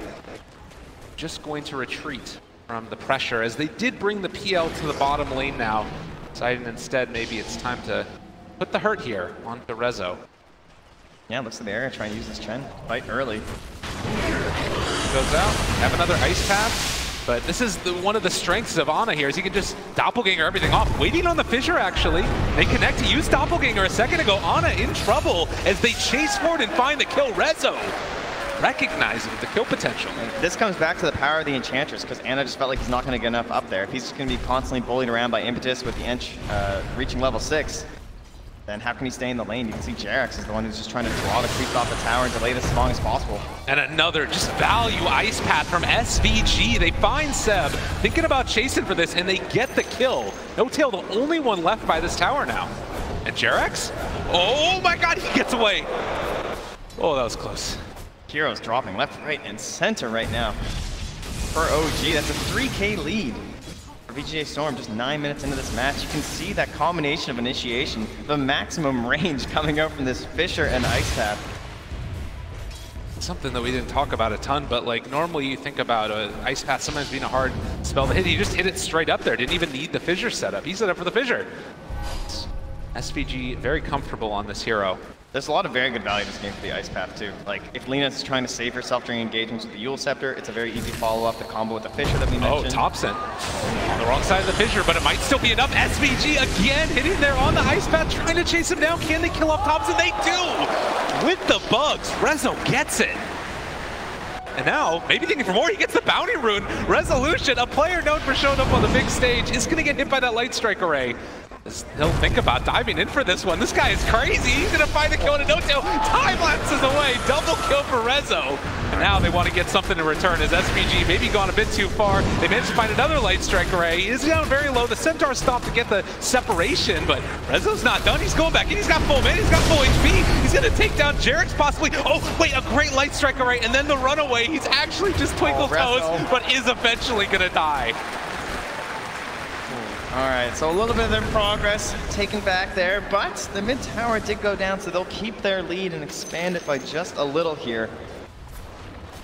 Man, Weaver, strong hero, a strong player playing it.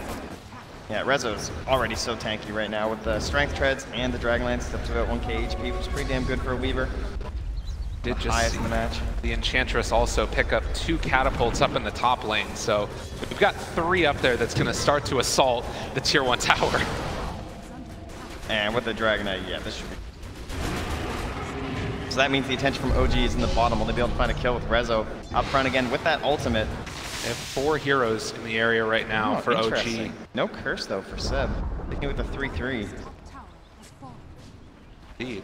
Jarek's found a lot of levels at the end of that last fight. Before he was stuck on 5, now he's all the way up to 7. Actually has the Laguna Blade to threaten this Weaver with, and even with the build of the Dragonlance and the Strength Threats, it's still not that much HP in the end. But again, you look at how many heroes are committed here, and then, oh, well, Thompson in the mid. Some trouble possibly. They drop the Echo Slam and just take him down.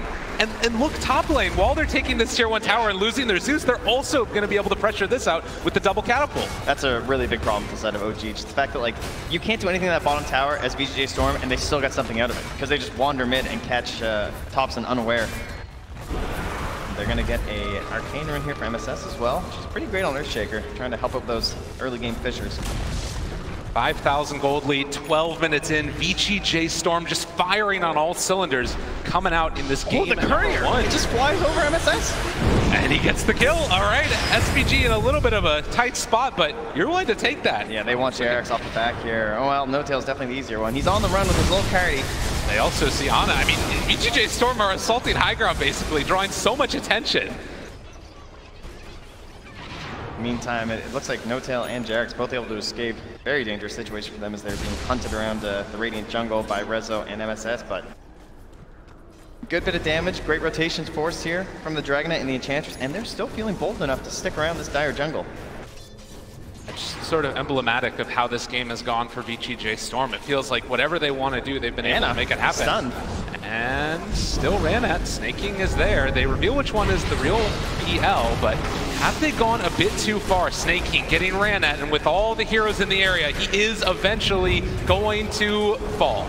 It took me a second there, but heroes very tanky. And yeah, Ana is going to be at that very scary point soon with that diffused blade. So fights like that with just 2 heroes are not going to go too well. They need that AoE control, and that's where not going to be able to just run over them if there's a Fissure or an Ice Path or even Blink Dagger for the slam here for MSS. He is closing in on it relatively early for just being 15.5.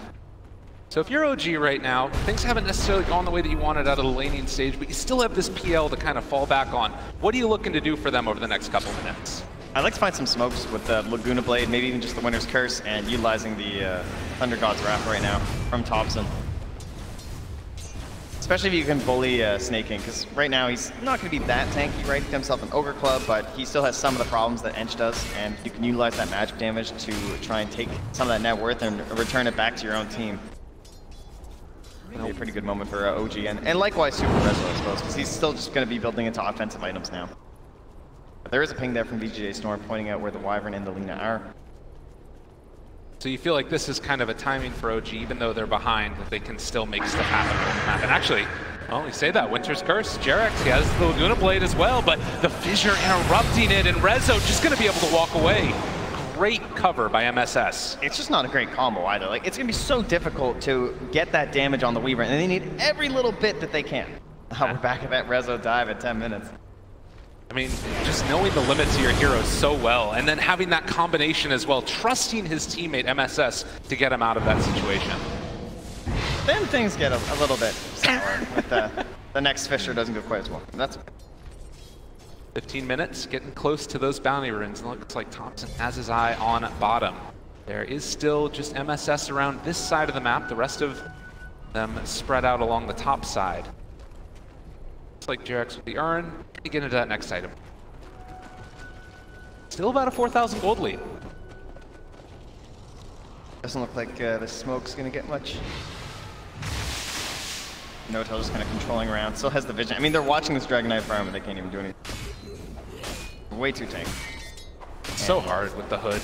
You are just going to build into the Blink Dagger, so he'll have that first form of initiation, try and cause OG to collapse on him and give an opportunity for MSS to make plays. MSS. That's a lot of damage coming in. He throws out the fissure, and, well, the creeps are just going to die. It could have been good there, but not quite enough.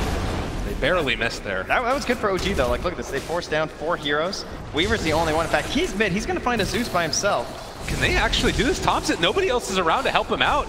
And the chase forward, they do throw out the hand of God. Are they going to be able to keep him alive? Time lapse runaway. Rezo again. 9-1-2 on this Weaver. Just such an excellent hero to bully. You think about Zeus and you're like, yeah, Zeus is pretty good against Weaver. But if you're ever caught in a 1v1 like that, you're not going to be able to kill that bug. And Weaver's just going to toy with you the entire time. This harkens back to what, panels were talking about with this team, playing around the strong player. He's literally been involved in every single one of their kills. Oh, Anna moving in here on MSS, trying to hold strong. Has that Echo as a threat, but... Now the Winter's Curse is down, and he eventually is going to be killed. So a good pickup there. You are kind of in no man's land. We'll see if OG have an inkling, but does not look like that's the case. Although they are showing up with the rest of them. He's staying. Zo's there as well. I mean, he has his Blink Dagger back up in a second. They're going to be able to take down Seb. Most likely. Cold Embrace. Further forward, Snaking's on his own. He's getting trapped up. Okay, they take down Snaking as well. So OG finding something in return for the loss of their Winter Wyvern. I like the plan, like keeping Yawar there and being, like trying to trick OG into thinking they'd all TP back, and then OG would keep pressuring forward, maybe try and secure that tower, and they're hoping that Yawar would be able to get a backstab move, but Snaking seemed to have moved a little bit too aggressively, perhaps thinking that more OG heroes had already TP'd up to that top lane. We do see the medallion picked up for the Chen now. Maybe thinking about taking a Roche play in the next couple of minutes. I mean, do you need to win a fight? Do you think about sneaking it? The Blink Dagger's gonna be done for MSS momentarily, so it's gonna be very dangerous to be considering that one. And they're even gonna give you teamwork. It's the dream work. 12-8, 4,000 gold lead though, and a lot of it off the back of Weaver and this Enchantress. Yeah, Jarex he's trying to make this play. Like, you think about this core Lina, and like, oh yeah, Lina can just go and annihilate an Ench, but he just can't close the gap. He has to wish for Snaking to essentially make a mistake here, where he walks too close to the tree line, and then in combination with the level 2 Thunder God's Wrath, they might be able to do it. It's not quite available yet. Maybe once you get to that Eul Scepter, that's something else that you could potentially find easier setups. But even then, you need a lot of help to take down that oddly tanky Clear Lady. A lot of bugs thrown out there, getting a last hit on several of these creeps. Tail gonna have to take over a couple more of them as time goes. So yeah, 18 minutes and still nursing this lead is VGJ Storm. Do you start thinking about sort of finishing off that last tier 1 tower, maybe making a move for some of the other tier 2s? Yeah, I think VG would really like to try and head down that mid lane. Actually, smoke up, start heading bottom. Anna's been doing a great job. I think all of OG have done a very good job of just like spreading apart VGJ Storm right now, because they're not growing their lead as much as you would expect on the side of VGJ right now. And if Anna escapes this, it's going to be another good moment for them. They're trying to use that first Blink Dagger, and they'll catch the Wyvern, which is possibly more. Jarex comes down the stairs. Going in this and taking this fight. I mean, they find MSS. He's already got his Blink Dagger. He's going to die. Anna thinking that they can make a kill happen. And Resolution, they've got the bugs out. Going to spot Anna. They throw out another Light Strike array, but possibly in some trouble now. Thompson up on the high ground. They jump forward with Yawar. Finds the real PL as well. Trying to deal the damage out onto him. He does get the Doppelganger away, though, for the moment. Now in retreat, but they're going to focus down Uar and kill him off. A great fight for OG. Yeah, they needed MSS for this fight to go well, and then OG spotting that the Earthshaker was going to go down, even if it meant trading their Wyvern. The Echo Slam and the Fissures are going to be far more important in these engagements right now than the Winner's Curse. And you can see SVG, he's prepping for these by maxing out that Ice Path first, and it makes it very difficult for Anna to fight. But if that's the only sort of line he needs to worry about with his Doppelganger, then he's still able to get around pretty easily with the damage. And Uar, I mean, he kind of saved that fight a little bit by blinking in there and helping get the kill on the Lina, but then he ends up just slipe away as well. You can talk about it there. The Jakiro, you mentioned the maxed out Ice Path. One of the more, oh my god, snaking. You just need to be a little bit careful here. With all the rest of them grouping up, MSS, he does have Blink with an Echo. OG, you gotta be careful walking up that hill. And the threat of the Earthshaker, enough to keep him back. Yeah, and he also has the 4 points in the Aftershock, so it is pretty damaging, but he wants to save it for a big fight and have some more allies. A bit too risky to go in there by himself. I'd rather have Rezo there for the cleanup to ensure they're going to get a full 5-man wipe. The Resolution, so much of their damage at this point in the game, while in the jungle. SVG kind of in no man's land. We'll see if they can get in with range with the troll net. Just going to run away as well. Like, OG kind of, they're bringing a couple up here, but I don't know if they realize that the rest of VGJ Storm are in the area. The Echo just lands immediately onto Seb, and No-Tail now with limited mana because he used the medallion is gonna die. Rezo finds the kill. Okay. Maybe not the massive fight that you want with the Echo, but if it's enough to secure this tier 2 in the mid lane, that's gonna be just fine. Seb is very important for that one, so that one just kind of coming from some decent vision in the area as well, plus scouting out the fact that it was just the 2 supports. So commit hard for those, get the tier 2 mid. This is a decent trade for OG. It's not as important as a tower in the mid lane, but it's better than getting absolutely nothing and just sitting back and adding some gold to your team's totals, trying to push Thompson towards that Aghanim Scepter. It does feel like that's one of those items on the Zeus that can just so wholly change a team fight. Lay it down on the backside, find yourself snaking, and even though he's got that hood, it might end up just being able to burst through the Enchantress. I think VGJ Storm they've got a PL problem. Because that last tower, they're able to take it because the Winter Wyvern's dead, and they take down the Chen. There's no full 5-man roster for OG, but I think if they can stick as 5 right now, they look very scary in a fight. It definitely still comes down to the Echo Slam, and it has to deal with the Winner's Curse, but if there isn't a good Echo Slam from MSS, it feels like Anna is just going to walk all over them here with his Diffusal Blade, Manta Style, and now building already into the Bit Booster. I mean, this guy gets hard. Even with a Weaver like this, it's going to be hard to kill because he has to go for this BKB, and he's probably going to feel pressure for like Mjolnir or something like that to try and handle all these illusions. Yeah, it feels like a lot of this game resting on the shoulders of MSS. His initiation, which of course is going to be that much more difficult because you've got that Zeus in the game. Find him at the outset of every fight. Yeah. Such a good hero for that. It's the Uar illusion. Not going to trick them if they are smoked up. The scouting ulti. They did use it up in the air though, so give away their position. Oh, maybe trying to bait out some type of reaction there. Well, no, now he spreads out the illusion. But you are in mid. Probably the hero that you would want to go on least out of everybody from VGJ Storm. Does run into the jungle. Spots out a couple, and you are actually just going to pop the ulti there. Clearing through the creep wave. The wraparound, though, trying to secure themselves that tier 1 tower, and they're doing just what you said. Go together as 5. EL even before the heart. Seb doesn't have any sort of a mobility item, though, as he has definitely not been prioritized this game. They're giving way more to Jerax, giving him those side lanes to push out rather than the Winter Wyvern. So they're just determining that magic damage is going to be more important, trying to shut down Resolution. It's definitely true. But VGJ Storm, they're now on the chase. They have a 10-second Weaver BKB in the backline if he can catch up to this fight. It's nice if they can make it happen. They're just throwing out those impetus shots through it, and No-Tail never stood a chance really as they clean up his army as well. This kind of feels like a good time to go Roche just because the Thunder God's Wrath is down. You've taken 1 hero. Could be a consideration for VGJ Storm, but they're going to find a couple more here as Uar starts chasing. Seb up on the high ground. You are looking for one. Runs into Jerax. Light Strike Ray not able to get out there. And, well, there is still Seb off to the side, but it's just going to hide away now. Oh. The wrong 50-50 there for someone else. Seb's still just sitting there. Feeling relatively safe in the hidey spot. There's a DD room bottled up here. They're gonna find Snaking very far in enemy territory with this catapult. And the Diffusal Blade out, Snaking. This is what ends up happening as you get into the later stages against the PL. Yeah, like who does Enchi even, like what's her point now, you know? She does not have a really great hero to go on at all in these engagements. A lot of these heroes are gonna have these Yule Scepters, so just buying themselves some more time, the Lina and the Zeus. Even Seb, like he's just gonna turn and Winner's Curse you. Doesn't really feel like a great Ench game. Maybe that's the reason. Picked it first. Everybody's saying that it's uncounterable. And have found some answers here. It's all about what you got out of the lanes, and it certainly helped, right? Because it gave you this Earthshaker. That's the whole point of the Ench here. So the pressure isn't really supposed to be on Snaking at this point. GNUR in the mid lane.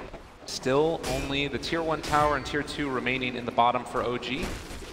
While BGJ Storm still hanging on to their top, and then a couple in the mid as well. 5,000 gold lead, still no movement towards Roche. UR goes forward, finds the stun. The Arctic Burn goes out, flying up in the air. The rest of his team's mobility is not that high though. And it does kind of feel like right now BGJ Storm not necessarily lost, but also not really making that many concerted efforts around the map. Yeah, it's been a bit passive. I mean, they're completely ignoring the bottom lane because it's not near Roche. It's so worthless. You know, look at this top lane. You got this jungle. I don't want to go down there. That real estate, no thank you.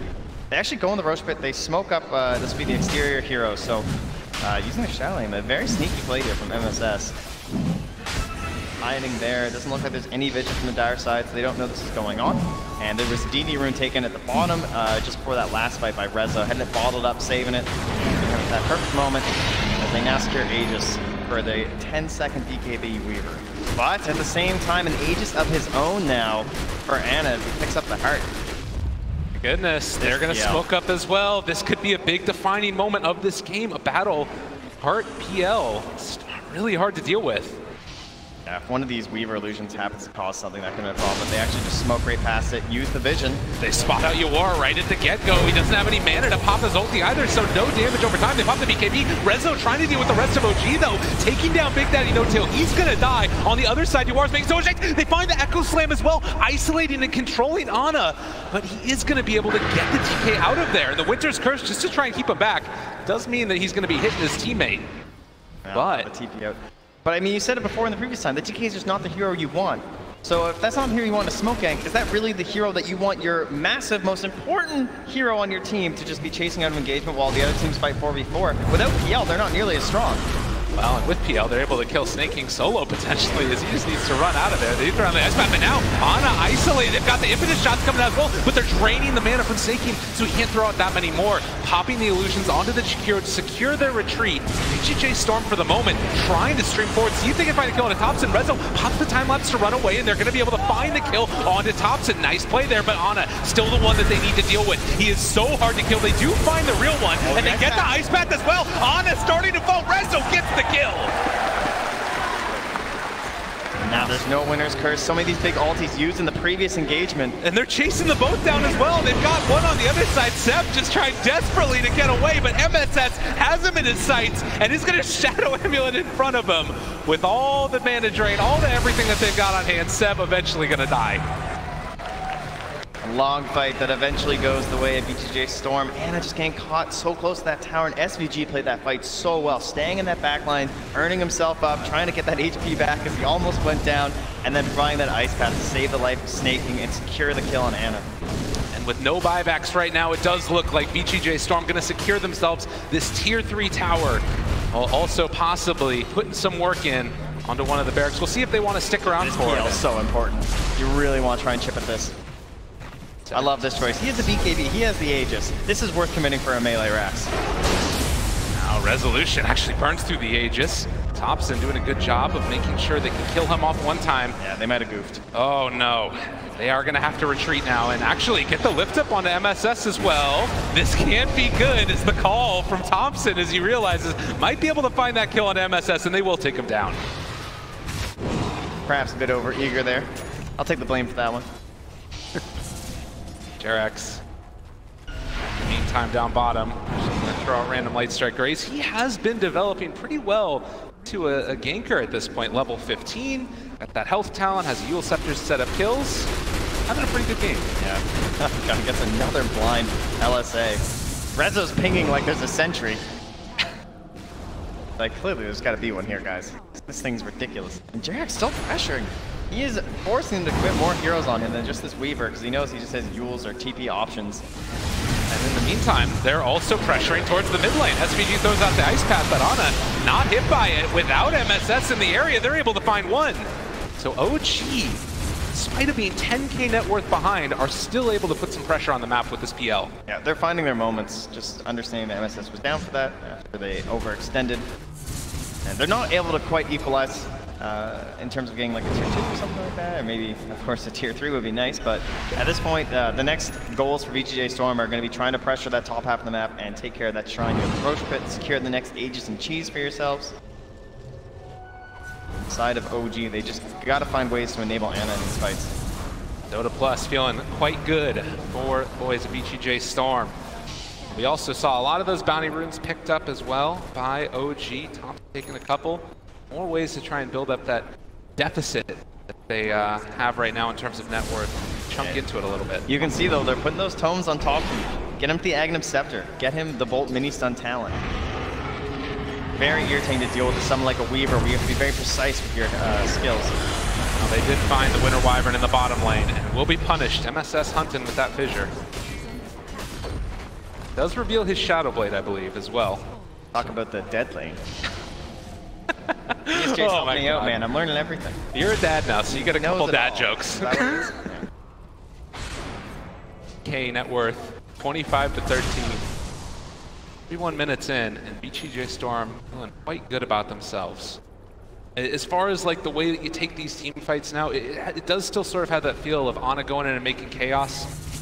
Is that still viable when you've got this Earthshaker? Not too chaotic. The last fight was too much chaos. Like just on a dragon, it needs to be some structured chaos. Like, oh, maybe the dragon, like if you can get on the Weaver or get on the Enchantress, like just keep track, try and force Rezo to play by your rules and not just cleaning up every single engagement the way he's been.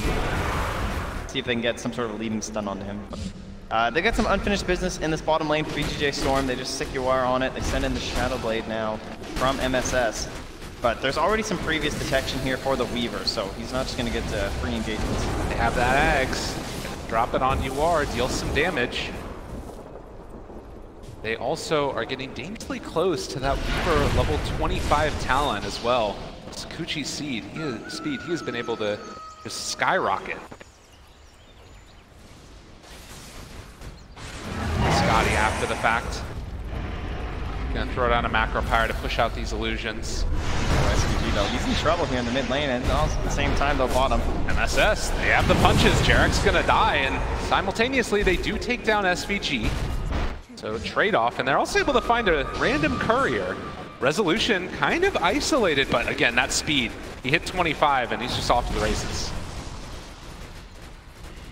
Still a minute and a half till Roche is capable of respawning. So now the team's going to be punished for these side lane supports getting killed, but MSS, he's prepped, already totem, but the vision is there. He found Thompson, he does so much damage, and the rest of OG not really in position to help him out. They're trying to tear through this, guys, but there's going to be the Winter's Curse to follow it up. Do they have any chains down the Centaurs? Moving into position, they're able to find Resolution. They get the second one as well. They find it, with the Echo Slayer Ranzo. He gets the time lapse off. They save the day yet again. On and now on the run, trying to get the heck out of here, but they are isolated. They are killed. Great play, and Seb just going to coldly embrace himself, just wants to hug to stay away from the damage coming out from VGJ Storm. It's one of the best feelings in Dota when you're just Earthshaker sitting on the side, MSS just lying in wait in the river for his perfect moment. Those creeps all just sitting right on top of PL. Massive amount of damage. He did the most in that team fight for the squad. 2,332, and a large portion of that coming from that Echo. Now a 13k lead, you are on the high ground. They want a second tier 3 here, and maybe even some chip damage at that mid. But Rezo's busy chasing heroes. Big Daddy No Tail, again gonna be found, and snaking there with the impetus shots. They might need to buy back on this PL if they want to say, actually, no, they're doing a good job of holding out for the moment. Thompson, punched, fissure, caught. There's going to be the Glimmer Cape to keep him alive. As the buildings start to take the damage, they go for the glyph, and they're going to go for the stun. Thinking about chasing for more. OG, a lot of defensive options. It looks like they're set on just giving this one up. It's Strike Array, they have everything. Laguna Blade as well, he's alive on nothing, but Thompson takes it. Now focusing back for the tier 3 tower, VGJ Storm. They're doing a great job of holding off, and Resolution hitting his partner there. They do pop the BKB to try and get the runaway. So again, VGJ Storm, maybe a little bit of overextension, but they did at least get the melee barracks. Yeah, but OG able to save the buyback from the PL, so not a total disaster yet, and we are now back into the battle of the pit. Both teams going to be vying for this one, especially when you're missing buyback on some of these heroes. This would mean that Ana could go for that butterfly and then have an Aegis, because he won't have buyback by the time he's going to be able to get it. And here in this fight, you can see Rezo at first starts focusing the backline. This is what Weaver's so good at in these engagements. Yeah, and then of course, the wanting to find the Chain Stun from No Tail. Oh, there's so many of them. And the Fisher alerts them, right? It's like, oh, I guess it's an Earthshaker. Oh, and MSS feeling good about himself. Rezo smiling for his team. Meanwhile, OG, they're in the pit right now, though. And we do have a little pause, as apparently there was a crash. Everyone mashed some buttons there. You know, it's TI. Things get a little bit testy. There's a lot of emotions running high for these guys. A good moment right here. If they can potentially sneak themselves a Roshan. It won't be a sneak. Huh? Currently, there are a lot of bugs in that pit. Oh, okay. They found their way in there, so. But yeah, I don't know if we'll be able to contest. The Echo Slam is actually back up. So MSS, no pressure. But this one's on you. 19 seconds till Enchantress is up. 18 for the Dragon Knight. They do have a teleport on Enchantress. Not on cooldown, so she could show up to that shrine very quickly. But this Rosh dies extremely fast. PL just such a better hero versus Roshan than he used to be. Now the illusions can stay. Issues with freezing and some of his move. We got the smiley faces as well. Despite of playing on the big stage, a little bit of, you know, love being thrown back and forth. Have the tips coming out as well. Man, what a storyline, though. I mean, we alluded to it earlier. These two teams meeting in the upper bracket, they both, you know, ran through some roster issues leading up to this that led them to reforming their teams. You've got two former coaches, obviously SVG, known well for coaching EG, Seb for coaching OG, the team that he's now on. Showing up here. Great storyline. Playing the long con. Like, slowly, eventually, I'll get my hands on this. I think, although this Aegis is of course very important in this game, especially for OG, I don't think it secures them any sort of like, it's not like they're going to be in the lead now, right? I mean, it's still a 13k deficit. It is Aegis and Cheese, but it feels like these fights are just, it's so important that Ana can just create this chaos. I guess in this sense, it's going to give them that secondary life that if they have to now try and find a way to kill him without the Echo Slam. So that is a pretty big deal. Because if the rest of the OG can survive, and it's not just simply Ana versus 5, and there's some sort of a team fight happening around him, that will give him a lot of maneuverability. So perhaps that secondary life will give them an opportunity to actually find some of these kills, but it still just feels like Rezo. Like, there's no real secure pick off rather in terms of like actual control. Who's going to build into a site this early on for that team? No one really. And it is a very late pick Weaver. Understandable why it looks so good. Yeah, and I guess the other thing too, when you're looking at like the sort of how do you deal with this hero in the fight? He's getting close to that Talisman of Evasion, like fully into the butterfly. He can swap in the Talisman of Evasion if he wants. And then DK really doesn't have an answer for that either, because that would be the other way that you try and burn through Ana, is like trying to kill him off with the illusions instead of just having that extra burst of magical damage from the Echo. So it does kind of feel like, in a way, if you're this PL, you can kind of get away with a lot once that Aegis is in hand, just running at them over and over again. Of course, they do need to make their way through the other tier 2 towers before that happens. And they have to get the Aegis, which we're still not quite even there yet, so who knows what's going to happen. True enough. We've seen anything this tournament. Got some big old Echo Slams that potentially could be making their presence known. Looks like they're going to be giving it a try. All right. Let's hear it for these teams. Big stage, back into it now as they try and take down Roshan and MSS. Shadow Blade forward. Trying to find a good angle here, but there's the vid. Oh, okay, they bundled up. Ice Path as well, out. There's MSS in the area looking for the opening. He finds the Echo. Can he take out Roshi? Gets it. Ana though secures the Aegis. Thompson kills off MSS. It looks pretty, but only for a second.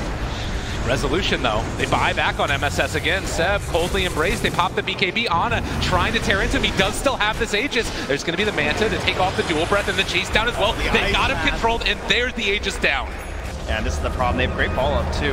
They have the Fissure to start and another Ice Path in just a moment. Do they have the damage? Yes, indeedy duty. Ana going down again. No buyback, 80 seconds. Even with the Aegis, even with the cheese, he still needs some sort of a fight around him. You can't just be this complete focus for 5 heroes on BJJ Storm to go after. And with no buyback, BJJ Storm, they are pushing onto that high ground, feeling very confident. MSS, he showed up here. Now they've got the catapult in the area. They're going to leave that range barracks to Cardi as Yawar moves forward as well as Resolution, taking this down. They do have the Yule Scepter lift up. A nice kill there potentially on MSS. He's walking away, but Thompson able to clean up. A stun onto Jerix. Send back as well. This whole time, Rez is an objective game up here. He's already taken down the range racks, got a lot of damage onto the melees, and this is before they can just regroup beside the Radiant. Showing a lot of respect to OG though. They are going to retreat for the moment. Out MSS there, they're playing it safe. Did buy back in that last engagement, which might be part of the reason. It potentially throw away a lead. You know, maybe they didn't know that PL was on buyback. They dove in, it could have been a kill. Yeah, he ended up taking into it as well throughout that too.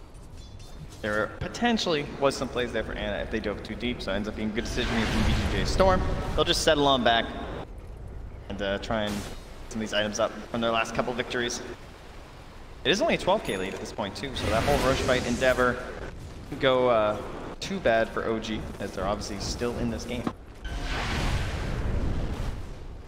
31 to 18. Terrax trying to find a solution here through an lead. God. Yeah, I mean, everybody's on top of him here, and this should be another quick and easy pickup in spite of the cold embrace, and now they found Seb as well. No way out of there. Winter's Curse is trying to keep them back. Yawar jumps forward. They are going to be able to find the Ice Path onto Ana, but they think it's the different one, so Ana able to walk away free, draining through the mana of Yawar, the chase forward for more. Ana in no man's land yet again. They get the Doppelganger walk away. Rezo still chasing, still finding some damage out, and with the bugs on him, this should potentially, they're trying to take him down. No, the setback, it might actually end up working. He's running, and he does get out of there. It cost him the cheese, though. He's back. Ana back into this one. Okay, chasing and snaking. Gonna head out of there as well. Got the, maybe with the Nimbus? Possibly. Chase, lots of damage. With that hood, though, he's very, very tanky. Snaking, running away yet again. Slowed the heal. It's not enough, and that's actually the gem. Okay, at this point, though, the dunk is back from MSS. Oh, they gotta be so careful. Blink Dagger on cooldown, though. And OG, realizing that Enchantress dead for 60 seconds, they want to see if they can get something out of this. Come back for this tier 2, but very difficult to think about poking high ground now without that cheese, without that Aegis, with the Echo Slam up, and time to just back away, be happy with what you got. Deward a little bit, try and take back some of the vision in this game. Currently not too much right now for the Radiant side. They'll drop a few wards of their own before heading back. At the end of the day, that top lane is just pushing in, so lots of pressure on to OG. Being down a couple of racks at this stage in the game never necessarily feels good, but they do have a lot of outspam. They've got ways to deal with it. I wouldn't even say like any fight has looked particularly good for OG this whole game, but it still just comes down to that one engagement, right? If this PL just gets out of hand just once, it can be absolutely brutal. No tail goes down. Now they did smoke on top of the ward, so he was, I think, just anticipating those 3 heroes coming. Auto by a Weaver. Ana again. Caught though. They have one set of lockdown, the Ice Path down as well. They've got the BKB, keeping him alive. They've got the Fissure. He's still stuck there. Gonna be able to walk away for the moment. There's the Winter's Curse to try and turn it now, isolating and controlling that DK. Oh, there's a great Yule Scepter there from Jax with the extra cast range to stop the follow-up stun that was going to come up from MSS, and they gladly would have solo dunked on top of Ana there, I'm sure. 40 minutes in. Still, OG up against the ropes. Trapped back in a little bit. MSS hunting. Maybe anticipating movement over for the bounty runes. Yeah, good scan though. Yeah. Recognize that would have been bad. DD rune will be found here. So if you're BJJ Storm, how do you look to close this out? Do you need to wait for that next Roshan? Heal continues to become a bigger and bigger issue. trying to find some pickoffs. They're going to find Jerax. At the same time, Rezo is being chased down here. Oh, my mistake. Snaking is.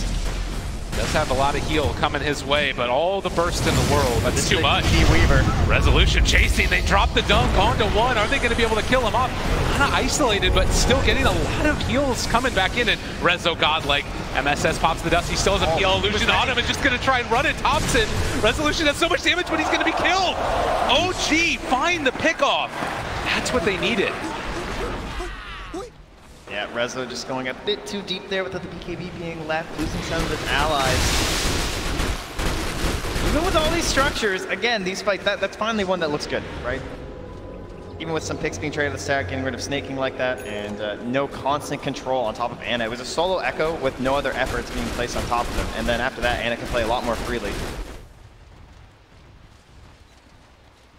Fight pretty much for PL there if you can't burst through him. And it is feeling like it's taking more and more of these resources, plus the doppelganger illusion that shares the same amount of damage percentage that you take. Then a little bit hard to find which one is the real PL.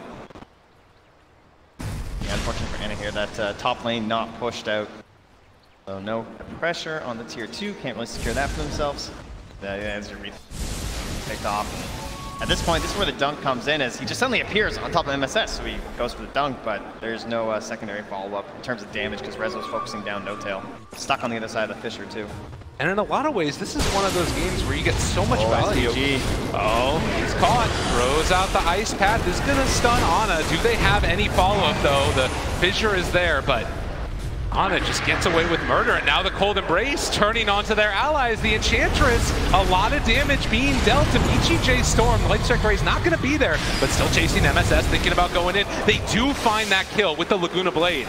Yeah, his allies are all dying while the Echo Slam's on cooldown. And they don't have buyback on the Enchantress or the Jakiro. OG kind of in a good position here with the tier 3 tower being assaulted. Rezo needs to hold this one alone without the Jakiro or the Enchantress. They've got UR also. SS hanging on to that Echo Slam. Where does he decide to drop it? He's so far back right now, trying to find that moment.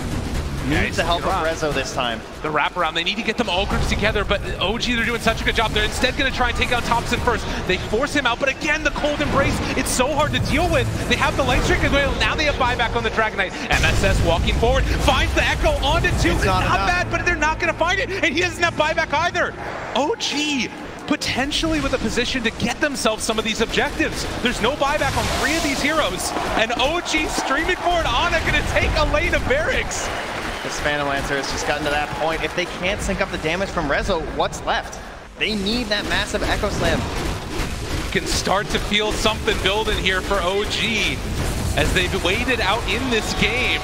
A lift up there with the Yule Scepter. Light Strike Array as well, draining through the man on the ice pad to save, but he's gone! 100 seconds, has to buy back and get back into this fight. OG taking the tier 3 tower, now moving on to the other barracks. How quickly things change. Only now a 3,000 gold lead. And it looks like for now, they are just going to calmly start backing away. Oh, but no, it's them! The Winter's Curse, they turn it, they find him! Is he going to go down? The Enchantress taking a ton of damage. They have the second Light Strike Array. Weaver's dead! 2 minutes! OG, they're taking them down, and this might be GG! So much of that early game played fantastically from BGJ Storm, but they just couldn't keep up the same pace, the same control on the Ana. And he deserves so much love for that game. Like, controlled up constantly, but those chaotic fights, they finally came. They actually got them without those massive Echo Slams. Oh, and look at him giving love to the teammate. Again, the adoration for Ana. And again, BGJ Storm, for so long, it felt like they were in control of that game, but OG holding out. Now feeling a little bit of love from the crowd. You just know that Phantom Lancer at a point he feels very difficult to deal with. And BGJ Storm, a couple times, they got a little bit ahead.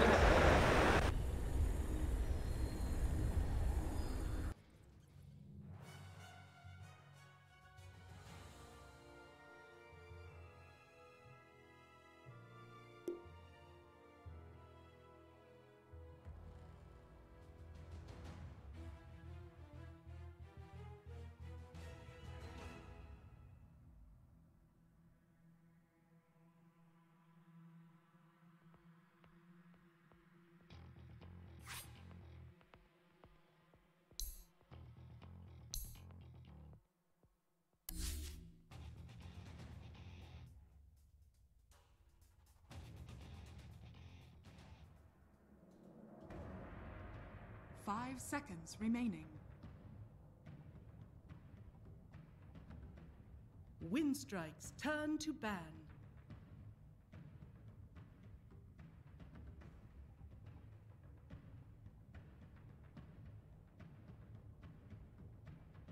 Hello, ladies and gentlemen. It is time for tiebreakers. We are here.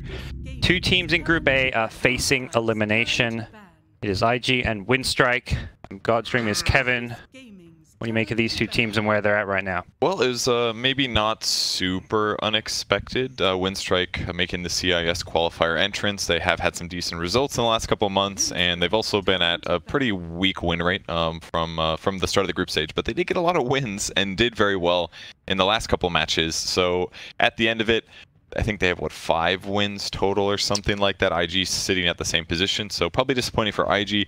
For Windstrike, doing better, but still, somebody's got to get knocked out of each group. Yeah, they both ended 4 and 12, and Windstrike were so close to hitting that 5th win. That game 2 against OG, it's got to still be on their minds a little bit because of just how far ahead they were and the fact that it kind of was in their control. So hopefully they put that one behind them. As for IG, you know, they have some kind words to say towards OG, who managed to keep them in the tournament.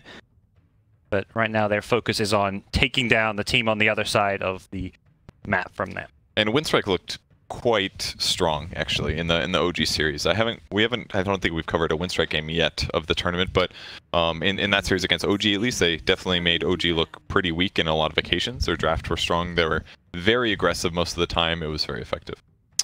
Yeah, as for IG, they haven't actually played today, so that's... I don't know, do you think it's a good thing having a day off, not playing a game, and just getting to sit back? It was probably stressful because you're watching the other games and seeing what's going on, but... I think it's probably very stressful considering they weren't there, didn't have their own destiny, so maybe a little disappointed. Maybe they got a little excited with the OG win, perhaps. Yeah, you got to imagine they were cheering on like, you know, fans do watching their favorite team. They would have been ecstatic when OG won at the end, because that's one of those. There's probably points that game where they were just like, we're out of TI. Like, we won 4 games in groups and we're still eliminated. Yeah. But no, they of course do get that kind of second chance. So maybe it was a bit of an up for them. We'll see how they do here. Q, the drafter, former TI runner-up. And we'll see how him and his team can do up against the drafting of Silent, the carry player of Team Windstrike, who are going to go for a first pick Enchantress. Something a few teams have been doing. We've seen this from EG, we've seen this from Newbie a bit. It seems like the junglers are still pretty effective. Enchantress and Chen kind of on equal level right now. And I've seen a lot of teams ban him in the first phase. Silencer as well has seemed to be kind of like one of the big support openers. And then on the other side, IO banned, Wyvern has been strong, and lots of Wraith King too. Tiny's also been a pretty big core. Kind of depends on what teams pick him, I guess. But sometimes we do see him ban in first phase, but he makes it through. Tiny, I feel like one of the cores that does better against Enchantress, not necessarily going to have to lane against it, but you've got good nuke combo, you've got the tree throw itself that you don't really care about the untouchable as much, and the burst damage means you're not as scared of the healing capabilities of Enchantress in lane. With that said, though, I think it comes down to what the game is like. If the Tiny is moderately ahead, it can be really effective, because then you can come along and get a burst kill, but if Enchantress is having a good game, it might be a little harder to score that kill. So it's good med, but as a whole, Tiny seems to be one of the cores that is just pretty safe to throw in the lane, and no matter what, he's going to be okay. Venge, pretty safe support. We've seen this get picked up in that 5-position role time and time again. I believe it still remains the most picked hero by a pretty significant margin. 7 picks over the second place Mirana, time being. And Necro, another core that's been popular, very good for securing kills on heroes once they initiate, and also winning lanes. I think we have seen a decent amount of Necro matching up against Tiny in lanes, so maybe that's one of the solutions there against him. But with Venge in the game, can always save cores. That seems to be really important in some of these late game fights, or you can do cool things like have one ally with a stun prep for the swap, and then instantly with the swap you get an instant initiation where somebody's out of position. That can be really effective too. But Venge just kind of good at all stages of the game, basically. Alrighty, well, Necrophos picked up in the second pick when you were first pick. I like this because you can ban some of those pesky counters if needed. Bloodseeker taken out, pretty good counter with the silence. You can Rupture to keep him in place, you Blood Ride him, and the pure damage of all these spells. It's going to, of course, not worry too much about the Ghost Shroud. I think it's a little bit more about Enchantress, perhaps. Okay. Maybe it goes back and forth. We saw some cases where Bloodseeker was pressured by Enchant, but I do still kind of see some of the advantages of having a BS in that case. Yep. And Necro's also hero, Windstrike, have played quite a bit. They've had 3 games of him in their series so far. Their first Enchantress pick, however, so doing something different in their elimination. It is a best of 3. I like this. It feels like we get a whole series to tell the story of who's going home, because elimination, that's, you know, it's sad. It's sad we say goodbye to Pain Gaming today, the one SA representative.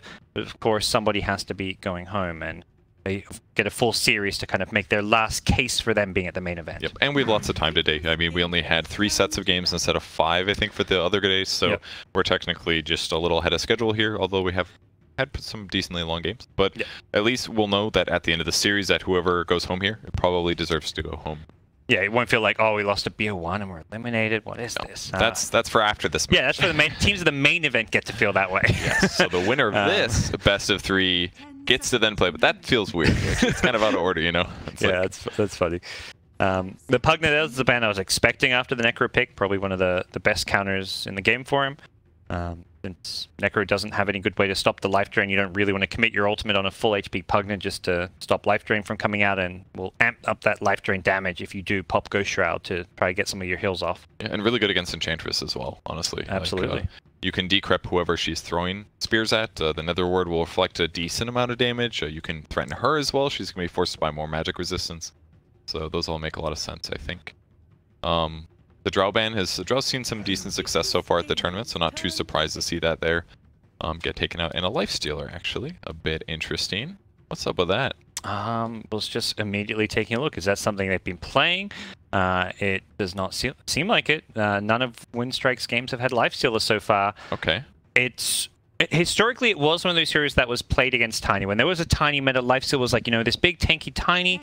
Lifesteal pretty good. This percent-based Feast can work pretty well against him. You can chomp him down. And they also may be picking heroes that, in the next stage, that Lifesteal is good against. Shaker, theoretically one of them. It is probably a 4-position Shaker, I gotta imagine. Yeah, and if that's the case, then they must really know for sure what they're going into this with, and that's, I guess, one of the benefits of getting to watch the OG Windstrike series. Not only was it the match that determined whether or not you have to play tiebreakers, but you also get to watch the enemy team. I'm sure that helped a little bit. So I'm sure that they've had a lot of planning going on, and those were a little bit earlier in the day too. There was another like at least hour, 2 hours after that match that they've had to prep for this game. So this is not terrible for either team, but probably a little better for IG. Getting to watch Windstrike, so maybe have something up their sleeve that a Lifesteal would have been really good against. All right, what Windstrike can respond to when they see this Shaker. Doesn't really reveal all too much. As for Windstrike, I'm curious whether this Ench is going to be a core or support. We've seen, I would say, more of the core Enchantress, but there has been some no-tail support Ench. If anyone else has. And Windstrike, their 4-position player, No Fear, is one of those guys who plays the junglers very well. He's a Chen player, he's an Ench player, so I could see this going either way for them. I think the guy that impressed me most in those last games was Non Grata. He had he's played an Axe, and I don't remember what the second game which hero he played. Earthshaker, I think. He played super good both matches. Well, that answers the question. I believe it could be a 5-position Edge, as said. No Tail played it in the 5 role, so Tusk is going to be in No Fear's hands. This is, I'd say, one of his best heroes, and something he's going to be very comfortable on. The draft does now develop into IG's hands, where they will have to be picking a core of some kind. Tiny, that flexible core that can play all 3 lanes. Partly why it is, I'd say, a common, popular first 2 pick, but this next hero is going to perhaps reveal a bit more about what IG want to do. What do you feel about the Tusk right now? I mean, there's not that many defensive things that he's going to want to protect against. I mean, potentially you could save somebody from a chain stun, or maybe somebody gets bursted down, or maybe Tiny just maybe feels weak against Tusk. You could argue he attacks slow, so you're always going to have Sigil up. You don't have to worry about that. He's he's a little burstable, but Tiny's disable isn't always the most reliable.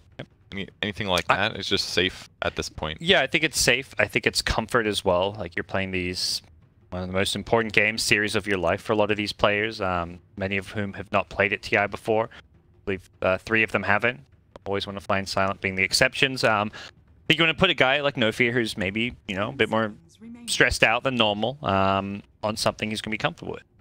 And it is a strong hero. Pair it with an Enchantress, in lane, you shard them in, Enchantress gets to keep right-clicking them. That's true. It's good stuff. Chase longer. Defensively, I actually like it a lot for Necrophos, because a lot of teams do try to kill that hero towards the beginning of fights. Yep. And sometimes his Ghost Shroud alone isn't going to be enough. And a real Witch Doctor. Ooh. Okay. It looks a bit better now because also if someone gets arrowed, you can, snowball to try and save them by some time. It absolutely does look better. Witch Doctor hasn't been picked that much so far in TI group stages, but hero's kind of been on a big streak the last like 6 months. There was a period where people realize a Maledict level and it's just kind of broken. Then they nerf that all the way to 50 seconds from 20, and they're like, okay, well, Maledict's no good. Let's just get your heal at level 1, and then they just use that to offset trading with enemy heroes. So that's also been nerfed a little bit, and since then, players just really focusing on other supports, but still seems to be a Windstrike wants, and they've got a lot of heals this game. Actually, Witch Doctor, Necro, and Enchant. I wonder if they are. Mean anything. Yeah, we're seeing some kind of push-oriented strat. Right now, it doesn't really look like it. They just look like they've got strong lanes. They don't have that hero that's going to bring down buildings that effectively. Enchantress can early on. We see that 5-minute double siege creep push. There's the building hitter, and that's a hero Windstrike played at least one game on, and it may have been one of their wins, in fact, as well. They won a game with Lycan already at this tournament, so a smart ban coming out from IG. Yeah, because you're absolutely right. Something like a Drow or the Lycan, they need the tower hitter, and something that can group up and push is certainly what they need. So definitely the fast pushes would be the Lycan, the Drow. There's still slower pushes like DK in the pool if they want to go that route. Or maybe they could go something. I think they need something a lot higher physical damage than that, probably, because right now they're kind of lacking carry potential. They're going to burst with Necrophos. They're going to have Enchantress right-clicking, but if Enchant gets behind, it just feels like they don't have a carry in some ways, like maybe an SF or something. SF, yeah, and then make up for it. From the safe lane, you could talk like Lunas, Terrorblades, these kind of heroes maybe. That's great. Those would be good substitutions to tower hitters. There's a lot of nuke damage zone. That's where those heroes look a little bit scary when you see like Tiny Shaker Mirana on the other team. There's a Venge swap to get you out of position, so it could be tricky as well. But we'll see what Windstrike have in mind. There is that flexibility where Necro can go mid or safe lane, so they have a whole wide array of heroes they can consider. Windstrike forcing the last pick here. That's going to give Invictus Gaming a moment here to respond with whatever they want. For their mid, they could put Tiny there, they could put Mirana there, but probably hoping to get a nice matchup win if possible, which is why Windstrike ban out the Huskar. Imagine IG feel like, from the outside, it looks like these drafts, no obvious, these four are better than the other four, and that's where IG, considering they have the last overall pick, feel like they have a small edge right now, in some ways, because they can react to whatever this is. Okay, so they do go DK. I guess this kind of reflects what you said before, right? It's a tower hitter, but it's also pretty tanky, and because IG has so much burst damage, it might be safer that way. I think they came into game one saying, let's push. Let's try and disguise it a little early on. I don't imagine they were expecting the Lycan to be banned out, because that would have been the ideal hero for them. If they get something like Lycan last pick, I think they win this draft. Yeah, but if they... I guess it didn't matter. Well, okay, so they picked the Witch Doctor immediately after the Mirana, right? That hypothetically could have been the Lycan, and they would have been in the same spot regardless, only difference being that IG gets a different ban, essentially. Yep. But would they ban Witch Doctor? Very unlikely. And is Witch Doctor even as crucial for you? So maybe... Yeah, it's hard to say. And that's why I feel like a lot of these teams, when they have that 4th, 5th pick in a row, have started picking their core before the support, if it's a core support, just because you're not hiding anything. Nothing is lost, other than giving them maybe they know which role to ban. Yeah. But if you're going to pick Witch Doctor, it feels like... So, maybe they don't want Lycan more than DK, but... Well, even if they wanted DK, I would say you should have picked DK before Witch Doctor then.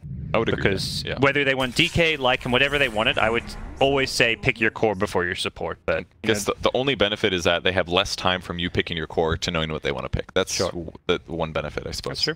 And they go for an Alchemist, so that'll probably be Alch mid.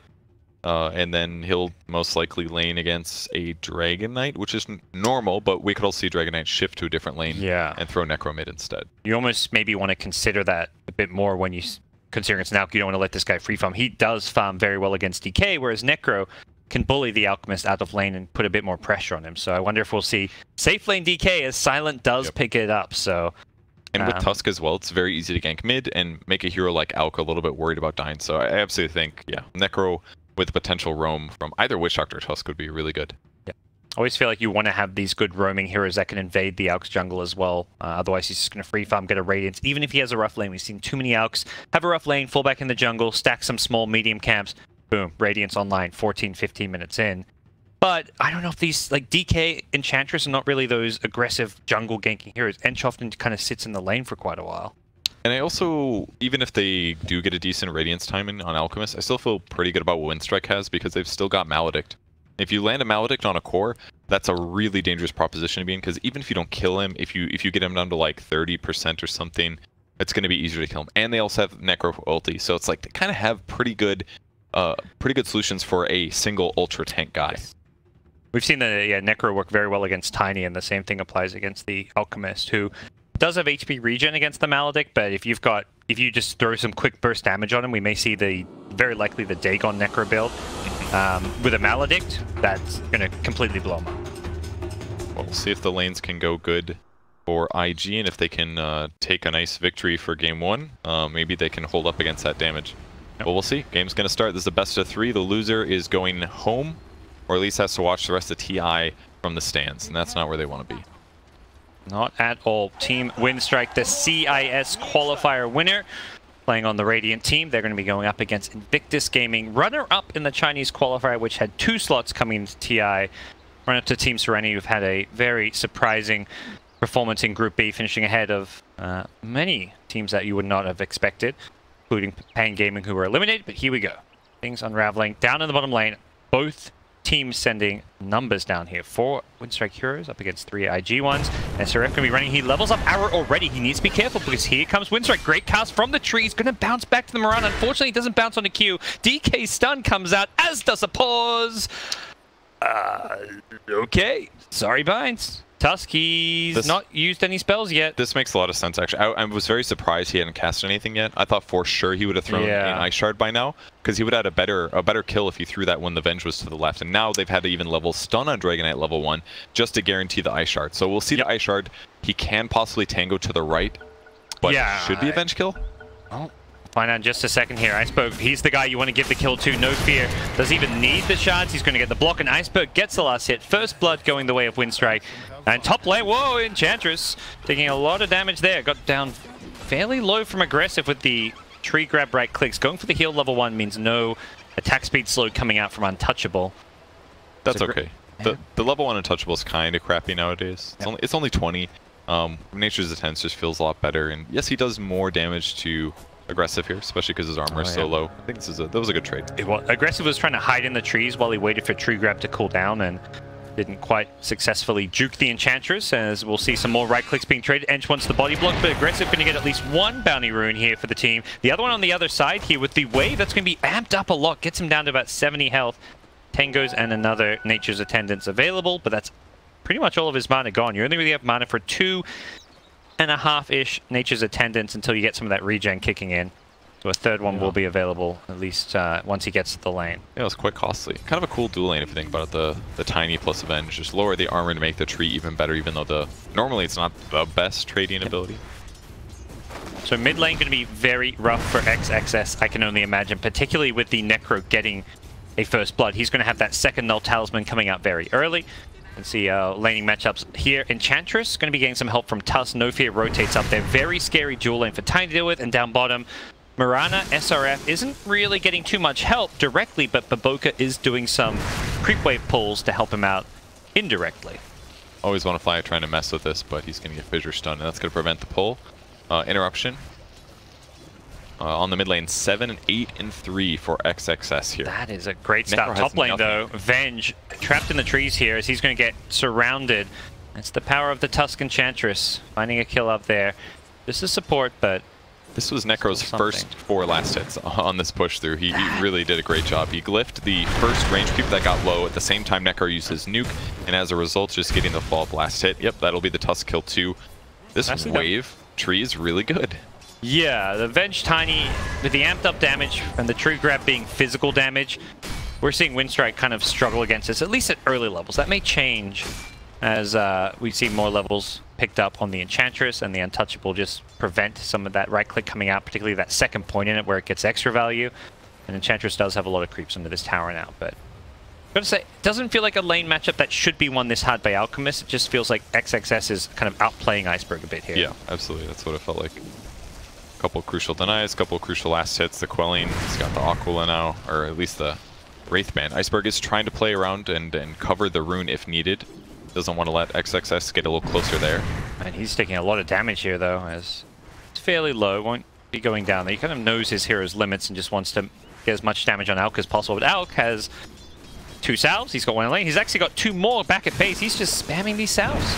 He knows. Just got to kind of survive to your level 6 and spend regen to get, more money. You spend some money to make a bit more and you'll be a happy camper. Maybe doing this play because he saw the double null right off the bat for Neko. Fissure block for always want to fly. It's kind of scary. Yeah, it has to use a lot of tangos to get through. SRF doesn't actually land the arrow, the tango pathway. Yeah, wasn't expecting 2 to be used there. Baboka wants to pull another wave, has the Windlace movement speed, so should be just fine here. Does outrun the Witch Doctor with relative ease. And we'll see if that means always win fly. Probably just going to go for some more pulls here. He got the double sentry down bottom just to make sure he had these pulls. Back at top, going to be another initiation. Nice snowball dodge coming in from No Fear. He may still be in a bit of trouble. Right click's not going to do enough damage though. Didn't want to throw the tree, as he'll do it to get the last hit on the range creeps. So yeah, back at bottom, always want to fly. Just pulling creeps here. The double sentry to guarantee this small camp was available. It's a bit of a gold investment, but it's worth it to secure your lane, particularly when you have an enemy full position who's pulling waves from behind the tower. You have to find some way to get that lane equilibrium back. Yeah, this is one of the prices you have to pay for picking a hero like Witch Doctor, is that if you don't have Maledict level 1, you're not really going to do that great chasing somebody down, and he can't afford to do that anyway, so this just allows him to get something back from the lane when he does do these long pulls. Mid lane, the Invis Tusk is kind of waiting to see what can come his way. Alk already has a bottle. 2 salves too. Yeah. Is he going to chew through some of this regen? Sure looks like it. Alk 4-minute runes coming up. Ping's going out. He's hoping for it down bottom. As for Tusk, he's hoping for it up top. Where's it going to spawn? It's bottom lane for the Alchemist. Lady Luck favors him for now. Very good for him. More mana. Necro's still having some HP problems mid. I can kind of see why he's playing it safe with the salves, though. I mean, it's not like Alk is going to harass him that much. His biggest weakness is now he can't go as aggressive, but he should be able to save some money this way. Bottom, always want to fly. Oh, doesn't get the cast bounce. Oh, it does actually in the end, as the fissure block will be there. SRF will get the double Starstorm, even through the arrow. Perhaps not needed for the melee arrow, but it was a great fissure from Baboka. Making Witch Doctor not look very survivable here. Back at mid, Alk getting harassed really low, but Necro body blocked by the illusions, which he'll take some last hits on. I feel like the Enchantress hasn't really gotten as much as I expected her to. She's doing fine, 17 and 6, but if you're playing a hero like Tiny, that's going to become much stronger later. I'd prefer a different hero. Here's your arrow combo, trying to secure these bounty runes. Q getting one up top, No Fear. Always on a fly, so we're going to get both down bottom. The Witch Doctor, nicely played. Securing these bounty runes, getting 3 in total for his team. Pretty good. Was it a failed fissure block from Baboka maybe or something like that? Didn't see exactly what happened. He fissured the DK, but maybe he just mistimed on the Witch Doctor. Okay. He also doesn't have Aftershock, so maybe he was expecting it to stun where it normally would, and something like that. Wave is pushing though, catapults are coming, so we'll see if Windstrike turns this into a push, although... Yeah, Ench has that value point in the enchant. Didn't steal the siege creep though. Oh, it's here now. Oh, okay, yeah, he will steal it. Okay, there we go. Double siege creep under the tower. Glyph is still available if they want to try and keep them alive. Pretty hard. Sure, it doesn't look like they want to go for the glyph on that first siege creep, so we're not going to see that kind of 5-minute Enchantress push that is often the case. Down bottom, always want to fly. In a bit of trouble here from the Shaker. Has a shrine if he wants to use it, but may want to save it for his DK or his Necro. The regen bot lane 2, or bot rune. It's going to get denied, I believe, from the high ground here. Always want to fly. Should be able to get it. Picks it up. He saw it coming. That was good usage, at least. He gets 200 mana out of it. Yeah. It's not all bad. I mean, Alk's going to be a little sad, but really getting out of the lane is fine. He's okay if he needs to use his shrine. He will. He's got mana. Not the end of the world for little Alchemist. Right now he's a little guy, but plenty of farm coming his way soon once he starts getting these jungle stacks going. Iceberg's doing really well now, holding out more network than IG. Fissure Arrow not going to connect down bottom lane, and DK going to turn around with his ultimate, get the Dragon Tail out onto Baboka, who's looking for a totem, but there is no way out for the Shaker, who gets last hit by Dragonite. That was pretty... I didn't even think he was going to do that much damage there, but the power treads at this point making a nice difference. 3 points in the breathe fire, plenty of damage coming out. Even the corrosive does pretty good damage at this point. Snowball away up top. No fear in some trouble. He held the stun on Q this time around, so no dodging it. As the Fissure actually going to get the last hit. But Boca's respawn comes top lane. Maybe not the most value of TPs. If they could get that kill without him, he might have some regrets about actually being in this top lane. I'm just not sure he does that much in the his offlane either though. Silent will get some tower hits in, but at most, how's he going to stop Dragon? You can fissure him once, but that won't do that much. He can't gank mid either because Alchemist is jungling. That was literally his only play. He may just take over mid lane while Alk goes into the jungle. I like this from Always Wanna Fly, getting down those deep wards. One behind the tier 1 mid, one in the Alk's jungle at the tri-camp. Doesn't actually block the camp, which is often the play against Alk, but the issue is when you block the camp, they know there's a ward there and it gets de-warded. So he's perhaps hoping that they can set up a gank off of his Observer ward. Yeah, I kind of like that. Aggressive and a little bit of trouble here.